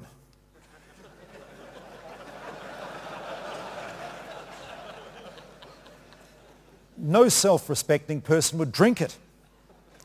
The industry was in crisis. It was the year I was elected to Parliament. My party, the National Party, that's the party of the centre-right, had just been thrown out of office. The new Labour government wiped those wine tariffs in 1 year. They provided a bit of transitional assistance to help replace things like Muller-Thurgau with some decent varieties such as Sauv Blanc, Chardonnay and Pinot Noir, but they forced the industry to face the international marketplace and global competition. The results have been spectacular. Steady annual export growth has seen wine become our third biggest export to Australia, New Zealand's biggest trading partner and pretty successful wine producer themselves. Wine is also now our second largest goods export to both the UK and the EU. And believe it or not, New Zealand now commands the highest average price of all wines here on the UK market. From equine urine to the highest average price in the UK, and for export volumes to grow to our second highest goods export to Europe in less than 30 years, shows what having to compete in the international marketplace can achieve. It forced the wine industry to focus on innovation. Significant investment in R&D saw New Zealand spearheading new developments in canopy management, stainless steel fermentation and screw caps on wine bottles. When I was elected to Parliament 30 years ago, as you've heard, I'd been involved a bit in agriculture. I was a farmer and I still am. I had a PhD in agricultural science and was an international marketer of agricultural products. The previous decade hadn't been easy for New Zealand. After Britain joined the EEC in 1973, quotas and high tariffs meant that further growth in our traditional market wasn't possible. In other high-value markets such as the United States and Japan, we faced tariffs ranging from 100 to 300%. Creating new markets in the developing world was tough. I know. I'd been managing the New Zealand Dairy Board's marketing activities around Southern and Eastern Asia, and I'd personally launched Anchor Brown milk powder on the Philippines market. Conventional wisdom in the 1970s was that under such circumstances, governments should support local industries, and the New Zealand government did. By 1983, agricultural subsidies as measured by the OECD Producer Support Estimate hit 34%. Farmers' decisions followed the subsidies, and sheep numbers rose to 70 million. We might have only had 3.5 million people, but we had 70 million sheep. Even land use reflected the subsidies, with soil erosion becoming a serious problem as unsustainable land was cleared for ever more sheep. It wasn't just agriculture. Manufacturing was protected as well with a combination of tariffs and import licensing. By 1984, the New Zealand economy was going down the plug hole. Protectionism had led to misallocation of resources on a massive scale, and dependence on government involvement had stifled innovation as well as our entrepreneurial spirit. Production had become so dislocated from the international marketplace that not only did we have a wine lake, we even had to destroy tons of frozen sheep meat. We were learning the hard way just how damaging protectionism could be and how limiting its associated focus on the local market. By 1985, the new Labour government swept away not just wine tariffs, but all primary industry subsidies and protectionism in one fell swoop. Price supports, tax concessions, capital subsidies, input subsidies, free government inspections and advisory services all went virtually overnight. Farmers reacted. A short time later, "Roar from the Hills" was the headline across one major daily newspaper in Wellington, reporting on the biggest protest ever seen outside the New Zealand Parliament. Maybe the Labour government reckoned it didn't get too many votes from farmers anyway. To its credit, it just pressed on. And when the national government, of which I was a member, was re-elected in 1990, we carried on the job too, sweeping away protectionism across the entire economy. The effects have been dramatic. I've already mentioned the impact on growth and quality in our wine industry, but in the sheep industry it was no less spectacular. In 30 years, our sheep numbers have halved. We've only got 32 million now. Yet we still produce a similar quantity of meat. The improvement in productivity has been pretty impressive. If one takes 1990-91 as a base year when the residual effects of tariffs were all gone and compares that with 2012-13, lambing percentages have increased 23%, lamb carcass weights have gone up 27%, and the weight of lamb sold in kilograms per ewe has increased a massive 89%. 89% in weight of lamb sold in kilograms per ewe farmed. Milk solids in the dairy industry per dairy cow have also increased 31% despite increased stocking rates. In fact, the only relative laggard has been the beef industry, and I have some personal views about the reasons for that. In the past 15 years, New Zealand's food and beverage exports have grown at a compound annual rate of 8.3% a year. For processed foods, that compound average growth rate has been 15% a year for the last decade, and for nutraceuticals and innovative food products, the growth has been 18% a year, 18% a year. Beverages, led by wine, have achieved average annual export growth of 24% a year in each of the last 15 years. This extraordinary progress, though, has not solely been a result of the removal of protectionism and requiring industries to face the international marketplace. Work on market access has also been crucial. By the mid-1990s, after having been Minister of Education for 6 years, I became Minister of Agriculture, Minister for International Trade, and also Deputy Minister of Finance. In 1999, I chaired the APEC, that's the Asia-Pacific Economic Cooperation Group, APEC Trade Ministers process, as well as one of the 4 main working groups of the World Trade Organization as we battled to launch at Seattle what's become known as the Doha Round.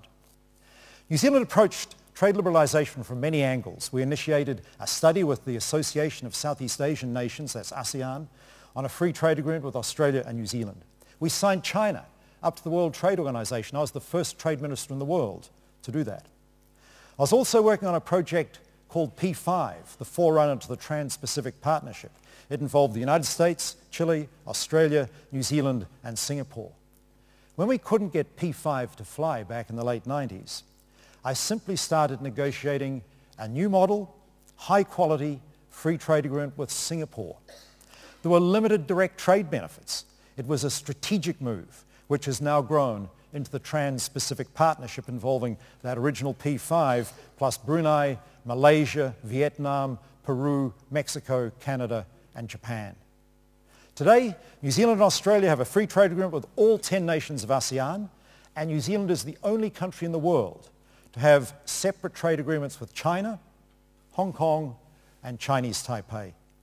Interestingly, we're one of only 6 members of the World Trade Organization that have not engaged in negotiations for a trade agreement with the EU. While keen to do something about that, we're not twiddling our thumbs waiting.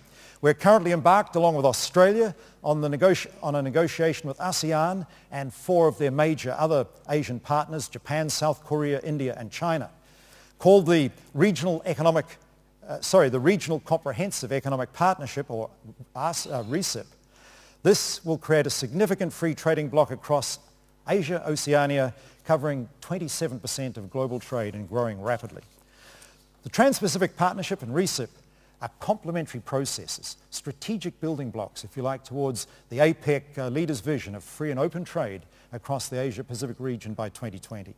Ultimately, along with your vital transatlantic trade and investment partnership, we hope that they can help galvanize progress at the WTO, because after all, a truly global open agricultural market can only be negotiated there. The WTO must remain our priority for comprehensive trade liberalisation, and it's crucial our regional negotiations are indeed building blocks, not stumbling blocks, to that multilateral trading system. New Zealand's worked hard for 40 years to be part of the Asian growth story, and today the New Zealand economy is on a roll with agriculture leading the way, supplying high-quality food products to a burgeoning middle class in Asia. It's estimated that in the next 15 years, the middle class in emerging economies will grow from around 500 million people to approximately 3 billion. This growth will undoubtedly be led by China, but not confined to it. That middle class explosion, together with the free trade agreements I've just outlined across the length and breadth of the Asia-Pacific region, will see demand for high-quality food products far exceed that which New Zealand can supply. With lamb alone, in 6 years, China has grown from our 11th biggest market by value to our 2nd. It'll undoubtedly become our largest market quite soon, having increased tenfold in just the past 6 years.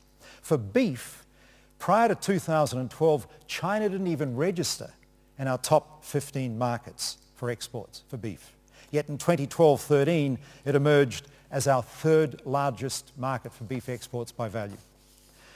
While New Zealand may drive more than 1/3 of all international trade in dairy products, we're only 3% of world production. Likewise, more than half of world trade in sheep meat may originate from New Zealand, yet we're only 6% of global production. Already, of the increased global demand for milk protein in recent years, 4 times more has been filled out of the United States of America than out of New Zealand. There are huge opportunities for high-quality agricultural products high-quality agricultural producers prepared to join that open international market environment. Apart from some further efficiency and productivity improvements, New Zealand doesn't have a lot more land for agriculture, Our future lies in increasing sophistication of product development and investing globally, exporting world-class agricultural technology by investing elsewhere with knowledge-based capital. Already, the New Zealand company Fonterra is one of the largest exporters of dairy products out of the United States of America. You farmers here in the UK are so well placed to be part of this burgeoning and increasingly open global marketplace. I've been on some of your farms. You're good. I've been with highly competent farmers and seen magnificent livestock. With dairy quotas being removed from the Common Agricultural Policy in 2015, real opportunity exists for us to work with you here in the UK and in Ireland. From the figures I've just highlighted, the old bogey of New Zealand production competing with yours here locally is simply no longer a reality. New Zealand can't produce enough to meet the growing demand. So it's time to stop thinking of us as a competitor in your local market. Rather, it's time to explore opportunities for us to work together to secure high-quality food supplies for a rapidly growing world with a massively growing middle class. Fonterra is already focused on a number of manufacturing partnerships and investment opportunities in Europe, from the United Kingdom to the Netherlands to Lithuania. Here in the UK, through its joint venture with First Milk, Fonterra is sourcing whey, byproduct of cheese manufacture, and processing it into quality protein products for use in other foods, drinks, and nutritional products. This investment has brought Fonterra's whey processing technology to the United Kingdom. It's an example of knowledge-based capital investment. It's an example of changing dairy markets, albeit constrained at present by tariff rate quotas and price differentials in a market that in reality is artificially cordoned off from the world.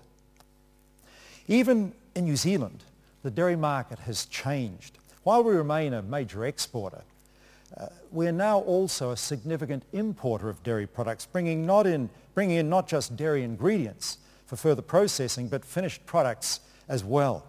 And increasingly, this will be the pattern of open, sophisticated markets. It's the way that free markets will work.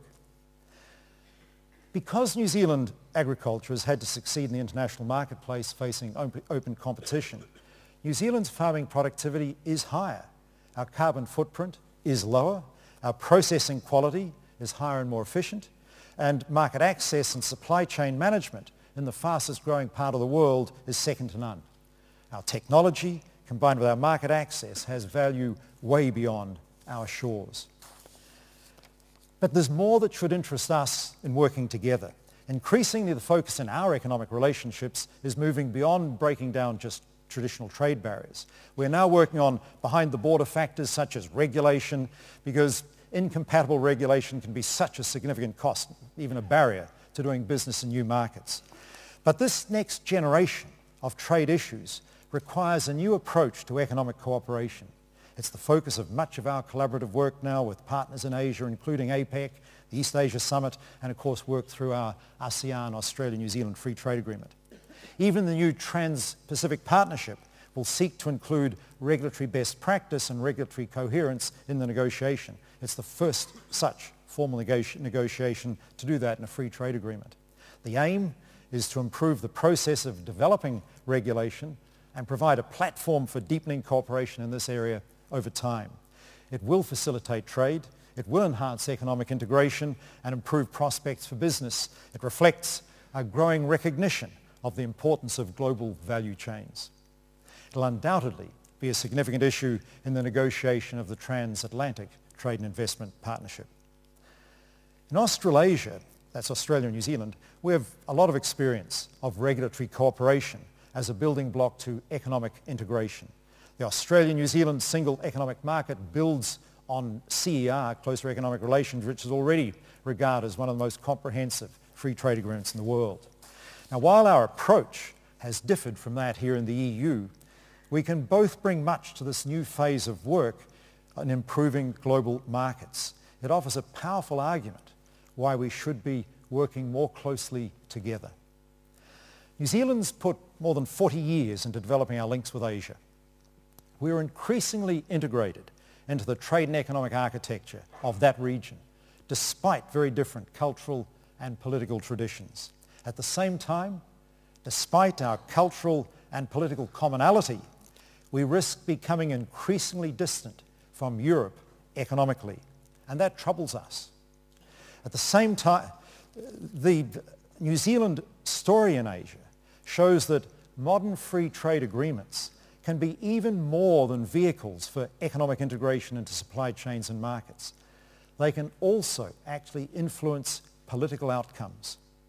In New Zealand, Europe would have a like-minded partner strategically located in the Asia-Pacific region.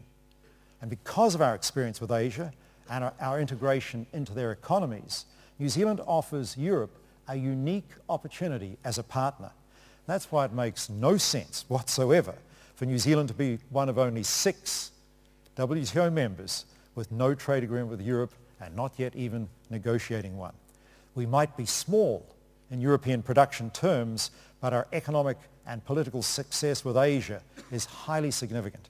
A trade agreement would be of benefit to Europe as it would to New Zealand. It could be the highest quality and most comprehensive agreement the EU had. New Zealand's story demonstrates the tremendous benefits available from diversifying markets and making agricultural industries internationally competitive, making them responsive to the global marketplace. We share a great deal of agricultural expertise with the UK.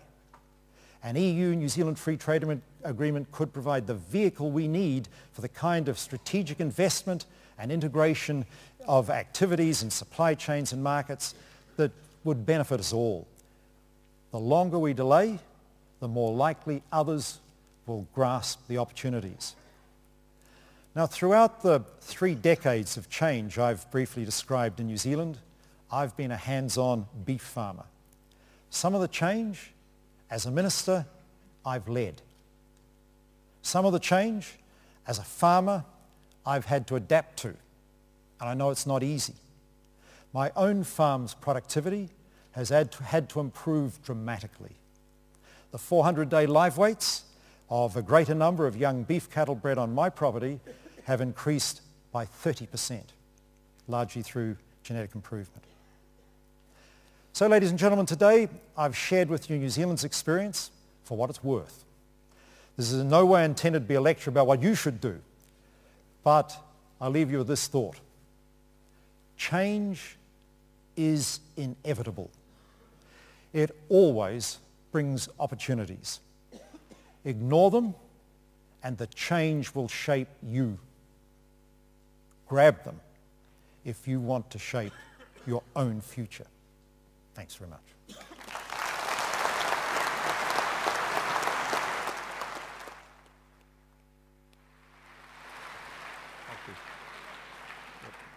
Can I say thank you very much, Sir Lockwood Smith, for that experience of New Zealand, going back many, many years.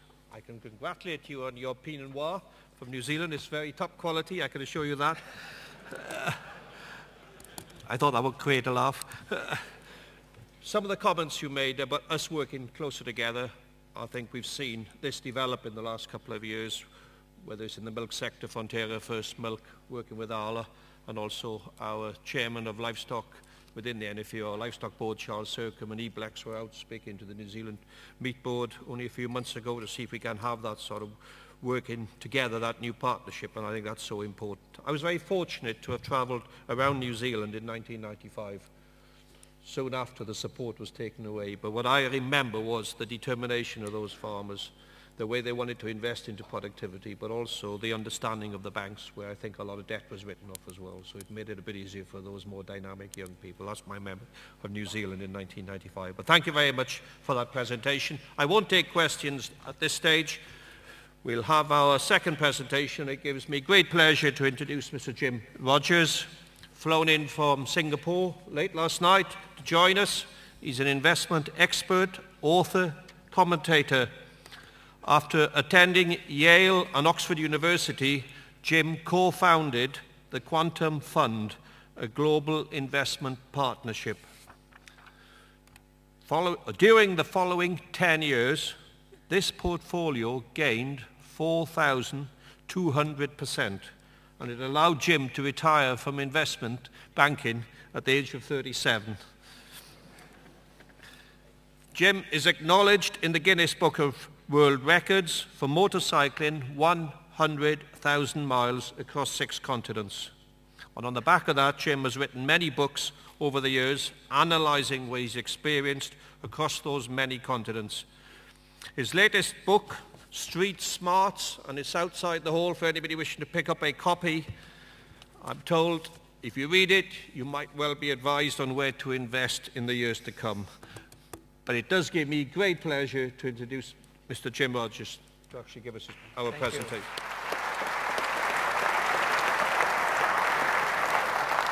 Thank you very much. I am especially delighted to be here in the UK. I went to university here, as you heard.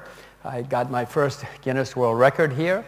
I got married here, and I'm still married to the woman, so it must have been a good influence being here in the UK.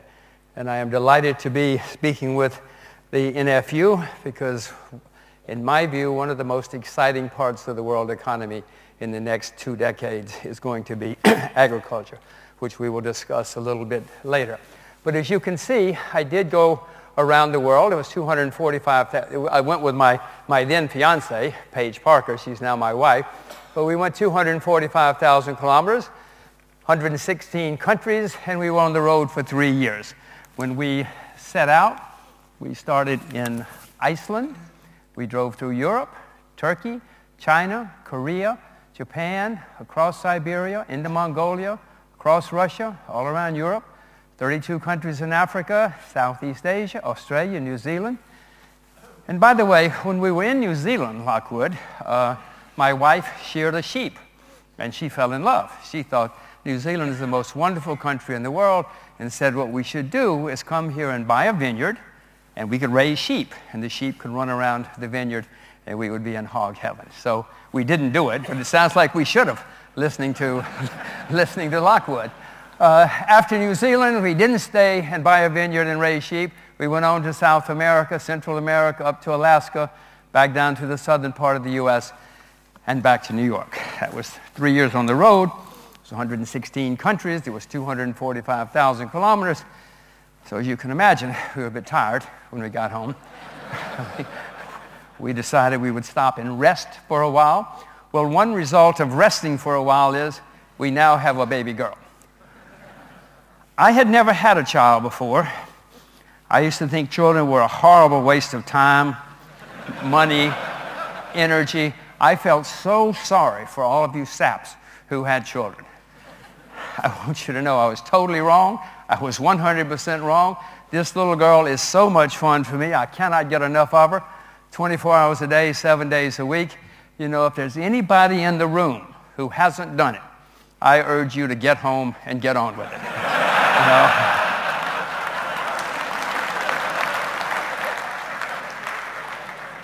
Take a day off if you have to.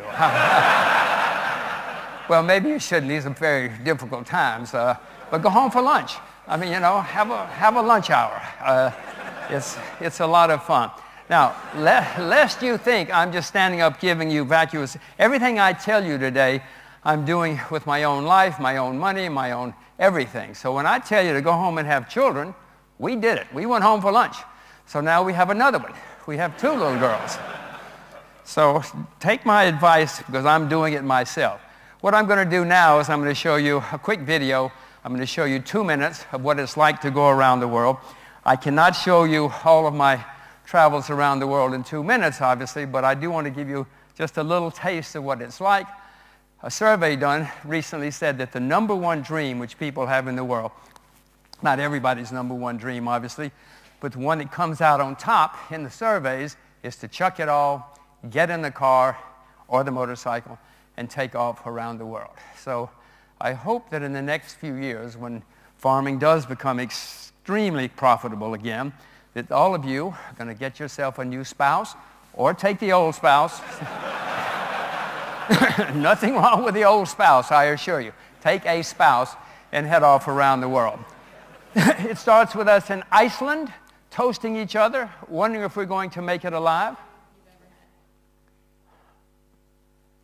We're wondering if we're going to get going. Hello? Off to the great... Off to the Great Wall. We did get married on the trip, actually in Henley-on-Thames. Here we are cutting our cake. And this is our honeymoon. One of many camels we ran into out there on the road. We went through 15 war zones. These guys were not friendly at first, but if you look in the upper right-hand corner, you will see a familiar face. One of many markets we visited. This is one of many, many bad roads. A sad time. We went to an AIDS orphanage down in South Africa. We went to see King Tut. Whenever we could, we stopped at schools because I'm very keen on education. Everybody always wanted to have their pictures made, as you can imagine. We were pretty disruptive. Myanmar, which used to be called Burma. One of many roadside stands where we ate and drank. Iguazu Falls down in South America.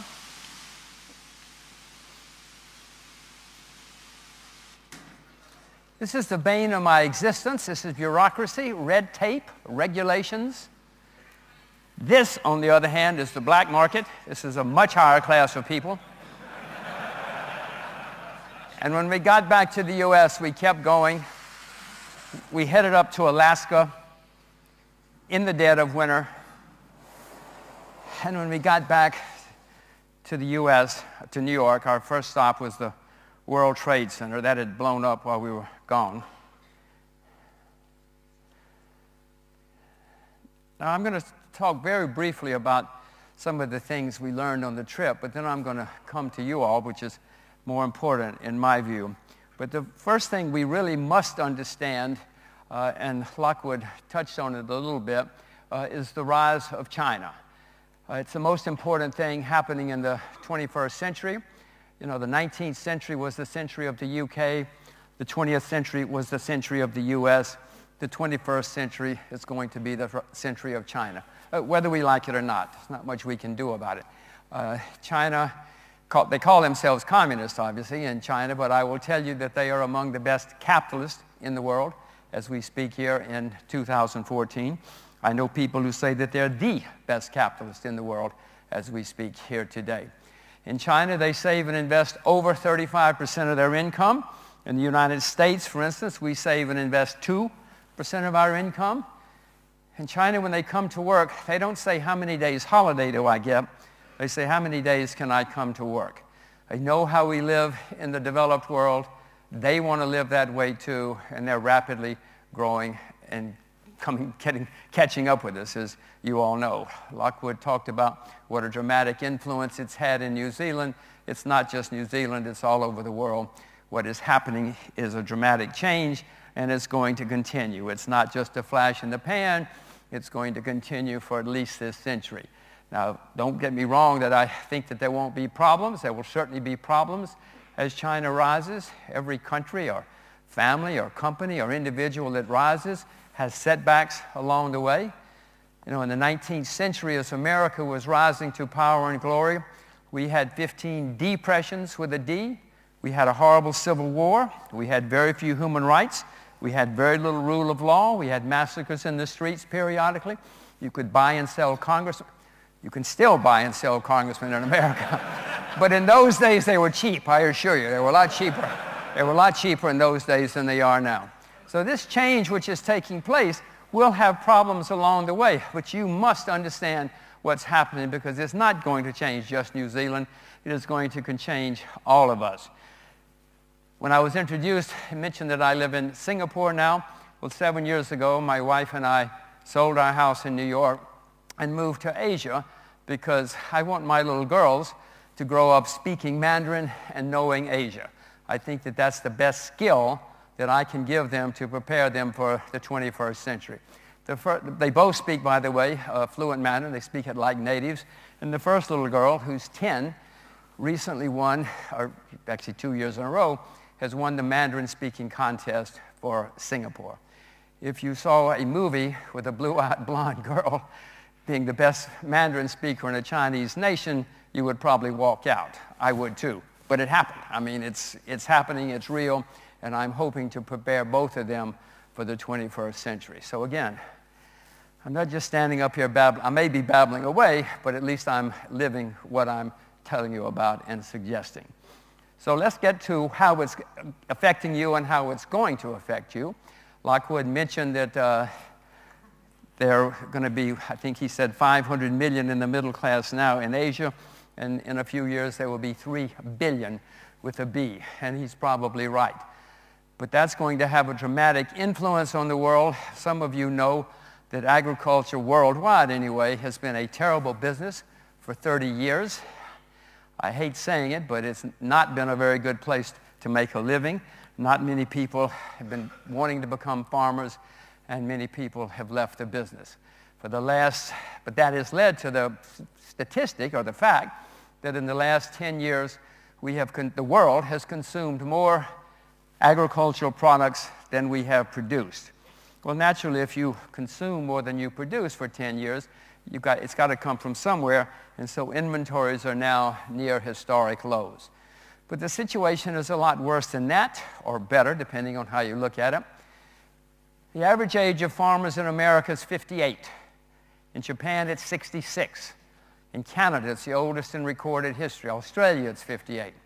The highest rate of suicide in the UK, according to the BBC, is in agriculture, because it's been a terrible business.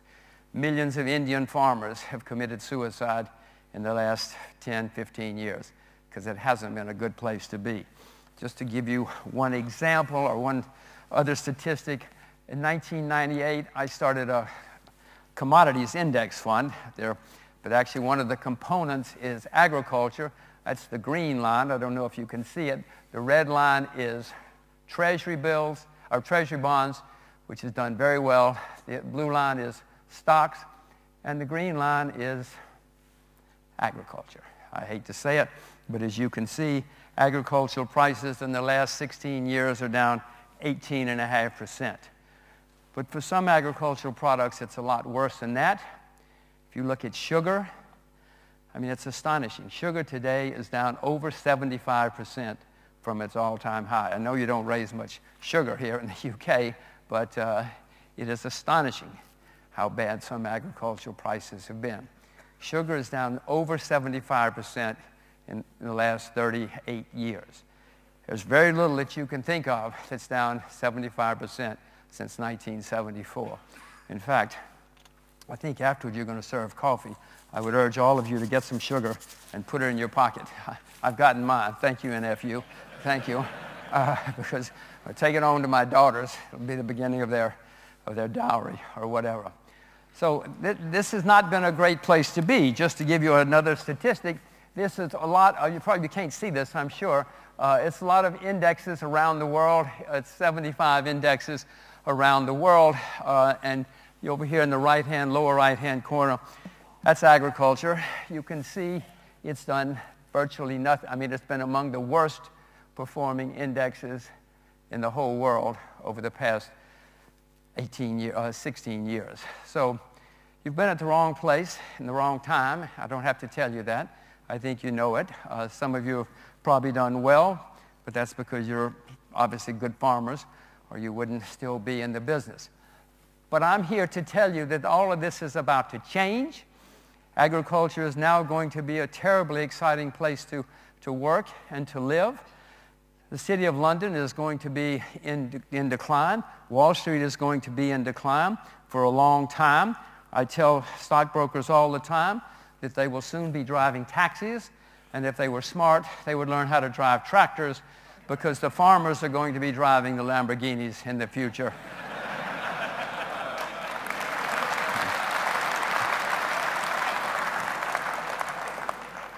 And the stockbrokers better get with it so they can work for the farmers, the rich farmers who are going to be driving Lamborghinis and living high on the hog. I was recently at Oxford, and I made a speech there, and I told them all, just forget getting an MBA. It's a waste of time. They should all become farmers. Of course, none of them listened to me. They all want to get MBAs and start a hedge fund. But throughout history, we've had long periods when the financial types were in charge, followed by long periods when the producers of real goods, farmers, miners, lumberjacks were in charge, followed again with long periods when the financial types were in charge again. Well, we've had our 30 or so years with the financial types. You know, when I was at Oxford in the 1960s, nobody wanted to go to the City of London. They all thought I was nuts because I was so interested in finance. Well, along came the 80s, the 90s, and the last 30 years or so, and finance did very well, but that's finished, that's over. In your field and in others like you, you know, it's been terrible, but that's going to change, because if it doesn't change, we're not going to have any food at any price.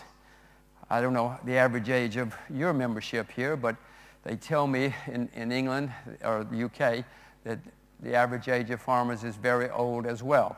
And I certainly know it is in most parts of the world. So the farmers around the world are retiring, dying out, and leaving the business. In the meantime, there are no young people, very few young people coming into the business. In America last year, more students studied public relations than studied agriculture. The agricultural schools are drying up. They can't get students. Last year, America graduated 200,000 MBAs, and that doesn't include all the others who got undergraduate degrees in business and finance. We graduated 10,000 farmers, 10,000 agriculture students. So you can see that the world's facing a crisis. Not for you a crisis. For you, it's going to be good times, because prices have to go up, or we're not going to have any food at any price. This is going to be fantastic for you and anybody to do with agriculture. Of course, it's also going to cause huge problems, because as food prices go up, a lot of people are going to be unhappy and upset, and it will lead to social unrest, fall of governments, etc. Most governments need to fall, in my view, because they're not very competent. Except New Zealand, of course. Except the National Party in New Zealand.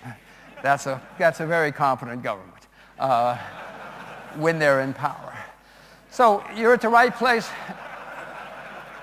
You're at the right place at the right time now. It's all about to change. You're going to get criticized when it happens. I already get criticism from journalists and some politicians, and they say you're an evil speculator. You're going to make prices go up. I say, I'm not going to make them go up. The conditions are going to make them go up, because we're running out of inventory and we're running out of farmers. I said to a journalist just the other day, if you really think it's bad for the farmers to do better after 30 years, I suggest you go and speak to the widows and orphans in India and ask them how bad it is that farm prices are low. I also just suggest that if you don't want farm prices to go up, Mr. Journalist, I hope that you will go into the fields and work 12 hours a day in the hot sun for nothing, so that all of us can sit in London or Paris or Singapore and drink cheap champagne and cheap pate. We will toast you every night while you're out there in the fields working for nothing. So far, not a single journalist has taken me up on the idea that they should go into the fields and work for nothing like you all have been doing for 30 years. They all want you to continue to work for nothing so that they can have a good life and cheap food and clothes and tires and everything else. But unfortunately for them, that's going to change, and your day is on the horizon. So you've done the right thing. I urge you to make sure at least one of your children, or all of your children if you can, stay on the farm, because that's where the opportunities are going to be in the next 20 or 30 years. So I think on that happy note, I should stop, because it's all better to go out on a high note than a low note. So I'll leave you. Thank you.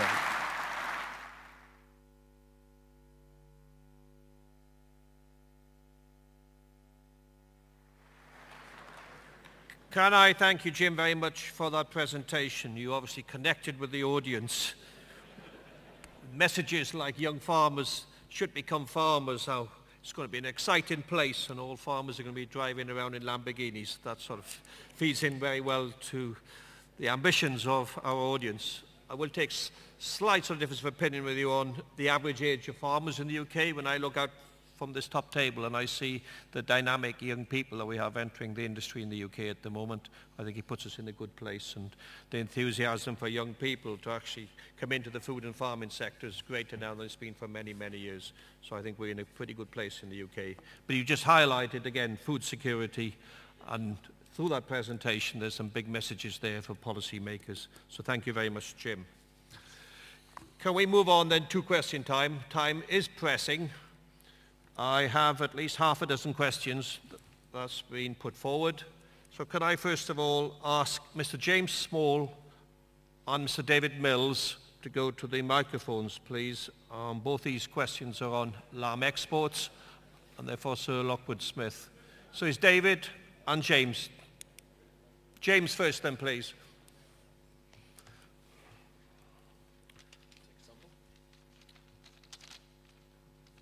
Thank you very much. Sir Lockwood, actually, can I just mention, Jim Rogers, that was very entertaining. Thank you. Incredible speech, and I look forward to the successes of agriculture to come. I think we have to recognise that New Zealand lamb is an excellent product, and probably nearly as good as British. In the wool sector, the Campaign for Wool sees a joined-up approach between UK, New Zealand and Australia to promote wool. Could this ever happen with lamb? We are surely stronger working together to establish demand in the emerging markets. Thank you, James. And David Mills, please. Is David? David, I can see you. Thank you for the knighthood, by the way. Two excellent presentations. Thank you very much. New Zealand has successfully carved out access to many lamb export markets, including the UK. I would, however, suggest that the New Zealand product is undersold by your marketeers within the UK. It is used by our retailers to drag down the price of the domestic product, a situation that is not sustainable or acceptable for products in New Zealand or the UK. Could you give us your views on how we can achieve a more sustainable situation for all of our lamb producers? Thank you, David. Thank you both. Thank you both, gentlemen. I think both questions are very much interrelated. Obviously, we don't want to see our lamb being played off one against the other by any retailers seeking to take advantage of that. And there's no need for that. I think our supply seasons are complementary. I think we do have to recognize that in a global marketplace, which is where New Zealand operates, international prices fluctuate. And we can't change that. That's the reality of a global marketplace. And we've got to try and make sure that that's not used by powerful marketing chains to compromise any of us.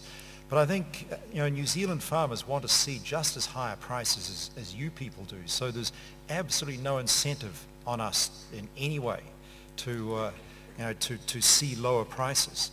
And I think, as Jim has already alluded to, we're going to see higher prices.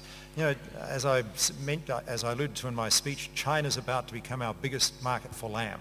It's going to pass the UK and will stretch miles ahead of the UK. So I think we can work together. I think I hinted at that in my speech very strongly. But what's needed for us to really work together is it to be possible for two-way investment to flow. And the barrier, the impediment to investment in agriculture in the UK, sadly, remains the Common Agricultural Policy and some of the nonsense regulations around that. And that's going to be a bit stifling, but it's not impossible with that, as we're seeing with Fonterra's investment already. So I'd argue that we should work together. We're working on it together with NFU at the moment to make sure that we can take every opportunity to work together in the future. Thank you. On wool? On wool, I think the wool was used as an example. The Campaign for Wool is an example of how we could do something similar in lamb. Wool is a frustrating product. It's a wonderful, wonderful product, yet all of us, I think, are struggling with wool internationally at the moment, and we really do need to think about how we place wool as a competitor against synthetic products. But it's a wonderful product that some sectors in New Zealand wool industry have done really well. The low micron sector have done really, really well, but for the mid-micron and stronger wools, we've still got a way to go on that. Thank you, Sir Lockwood. Can I now ask Ali Kappa, please, to put your question to Jim Rogers. Ali?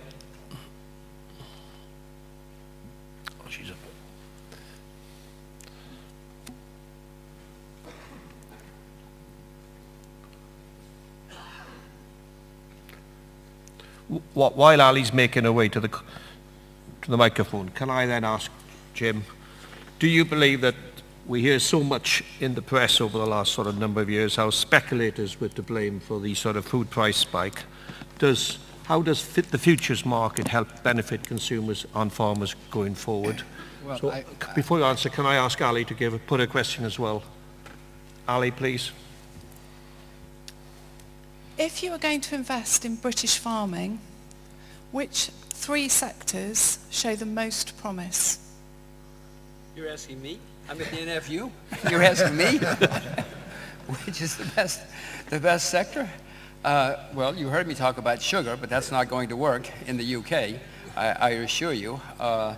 We've got some fairly efficient sugar beet growers out there. Oh, we do? Okay. Well, then I'm wrong. Then perhaps sugar would be one of the that I would suggest.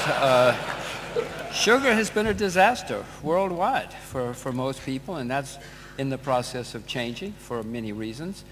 Part of it, burning sugar as fuel now in many parts of the world, so sugar is going to be much, much better. But I would look at grain, food, I know there are many cattle farmers and lamb farmers, sheep farmers here, etc. But I would look at the row crops. That's where the inventories are very, very low, and that's where I would look if I were you, but only if you know what you're doing. While I'm very bullish on things like sugar, I'm not going to become a sugar farmer. I would be hopeless at it. I would go bankrupt probably the first year. So I certainly commend all of you who've been able to survive in bad times, because if you can survive bad times, you're really going to make a lot of money going forward in the future.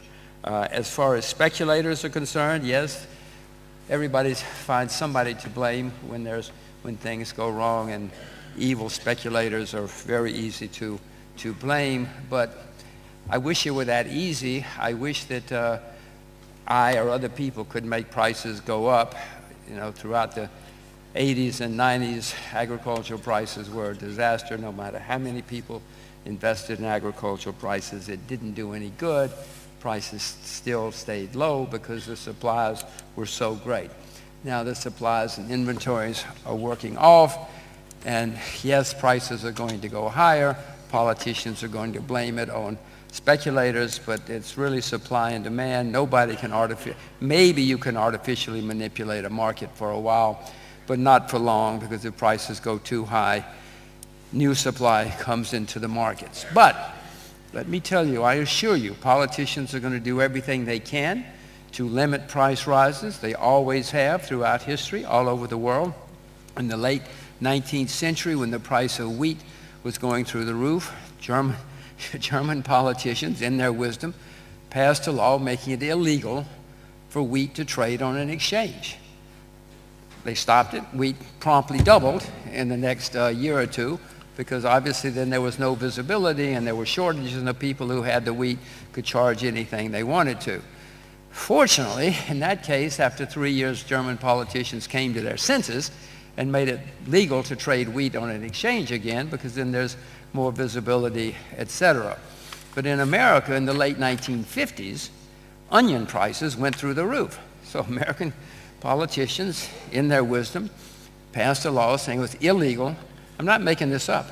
It's so funny, it's embarrassing, but American politicians passed a law making it illegal for onions to trade on an exchange. Same thing happened. Shortly after that happened, prices went through the roof. But it is still, to this day, the only product which is illegal, other than marijuana or something like that, the only thing that's illegal to trade on a futures exchange in America is onions. To this day, 60 years later, it's still illegal. And by the way, onions have gone up more this decade than any other food item. As you know, in India, they consume huge amounts of onions, and so the price of onions has been going absolutely through the roof. Again, you ask about speculators or exchanges.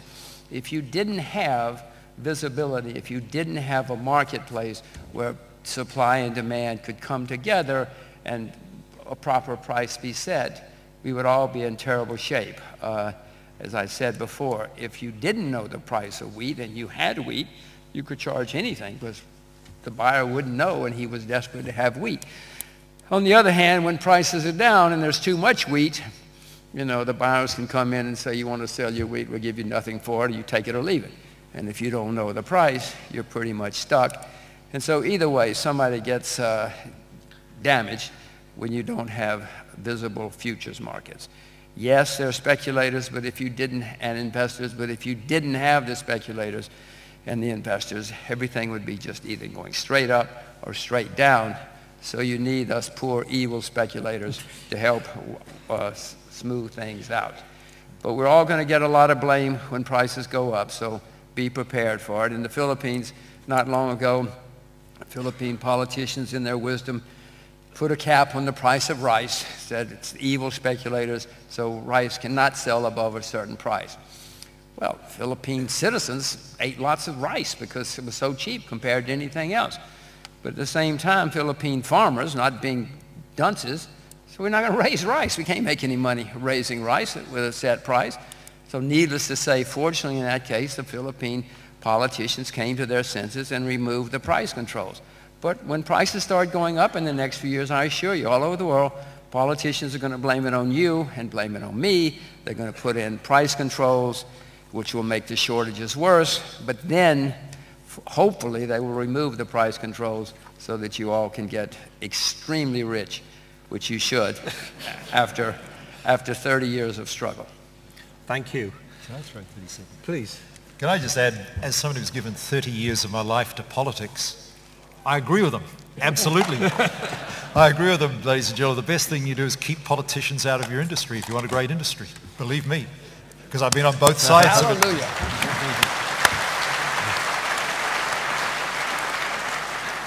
Thank you for that, Jim. I could never regard you as evil or poor, so I think you're underselling yourself. I got two other questions here. One is from Bob Beddington, who wants to ask a question on marketing UK agriculture, and Mr. John Hall, please. And if we have time, if anybody wishes to ask a question, please make yourself known.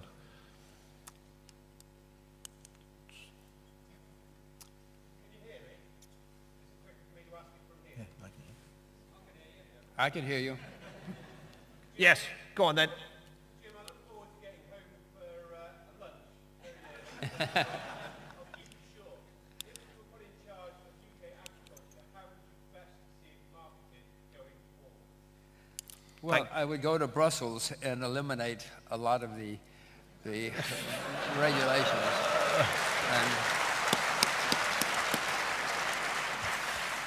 Now, I'm in favor of the common market. The common market is good. I am not in favor of Brussels at all. It's a little bit absurd that people who, as far as I can see, have never had a job or never done anything, much less worked on a farm, are sitting there telling you and everybody else how they should run their lives and their businesses. The common market is great for all of us and for the world. Brussels is a disaster. I hope that Brussels goes away in the future. That's the first thing. That's what I would do. Until you get rid of Brussels, or at least the absurd regulations and controls, you're in a bind. You really can't do a whole lot because they'll come over here and slap you down or put you in jail because you're not doing it their way.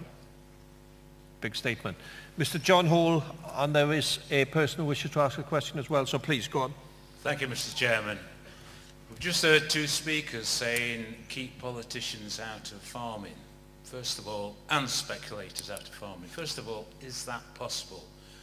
But secondly, there's another kind of powerhouse within agriculture, and that's the big conglomerate. I'll give Cargill's as an example. They don't produce, they trade, and they control a hell of a lot of agriculture. Is it possible to have an agricultural industry without the big businesses making money out of it, without speculators making money out of it, and without politicians trying to control it? Is it possible? Thank you. And can we have the second question as well then, please? Leyland Bramfield. My question is quite simple. One night in the middle of lambing, I took a break and I saw Mr. Rogers on the television being interviewed by Stephen Sacker. He said that the currencies were doomed. The next currency was gold. Unfortunately, at the county show, I happened to meet up with a bullion dealer. Gold did 25% in that next 2 years. My question is, Mr. Rogers, the 18-year-old inside of me wants to go farming. Will you lend me some money? Thank you. Do you want to pick on first then, Jim? Yes, to John's question about big companies. There are big companies in every field. Automobiles, there are big companies. Sainsbury's is here. You know, there are big companies in everything. Frequently, we're better off. I mean, had you rather not have Sainsbury's, or would you rather have nothing but individual stores all over the UK? You get better prices, better selection, better products because Sainsbury's exists.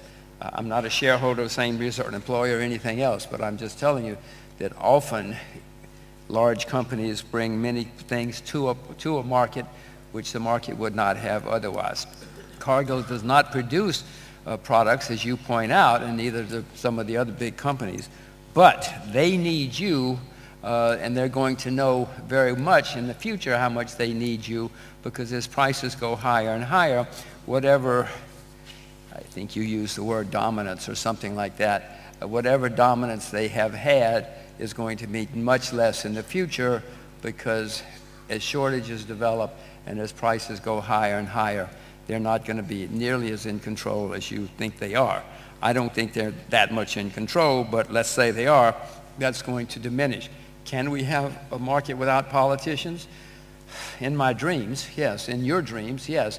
But unfortunately, as I say, when prices start going higher, everybody's going to scream and blame it on you, and the politicians are going to do everything they can to control you and make you get prices down. It's not going to work. It's going to make things worse. But unfortunately, as Lockwood knows, we're stuck with them, and they get in the way. They do more harm than good, but they don't know that, because, listen, that's why they're politicians.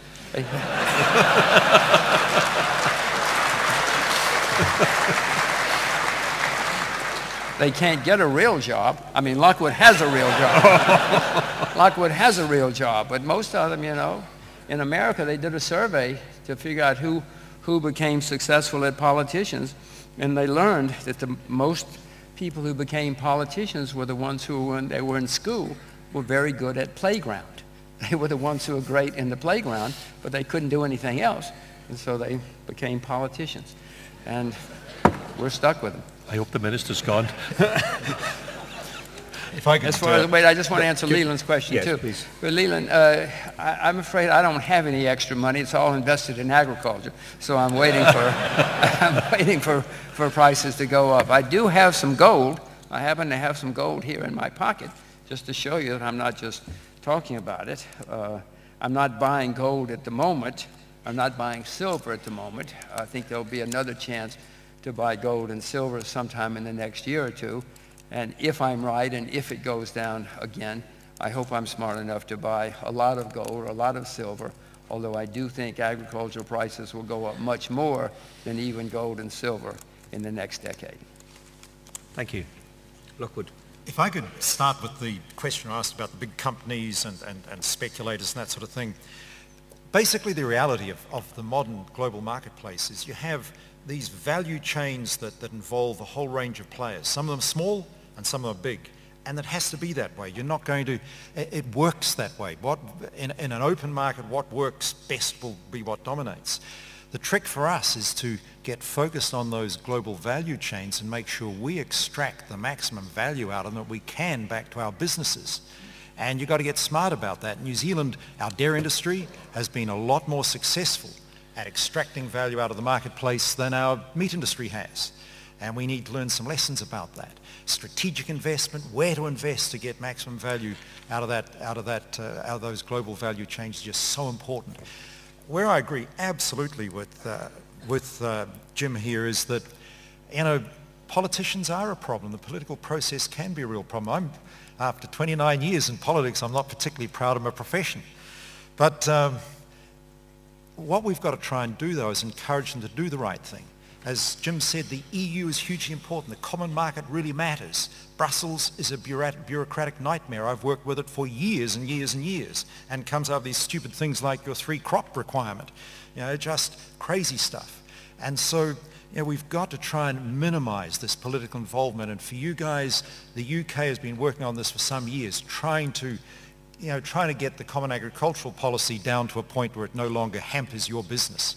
And that's just so important that you continue to do that. So Jim's point is so right. The future is great, and we've just got to make sure politicians don't muck it up for you. Thank you.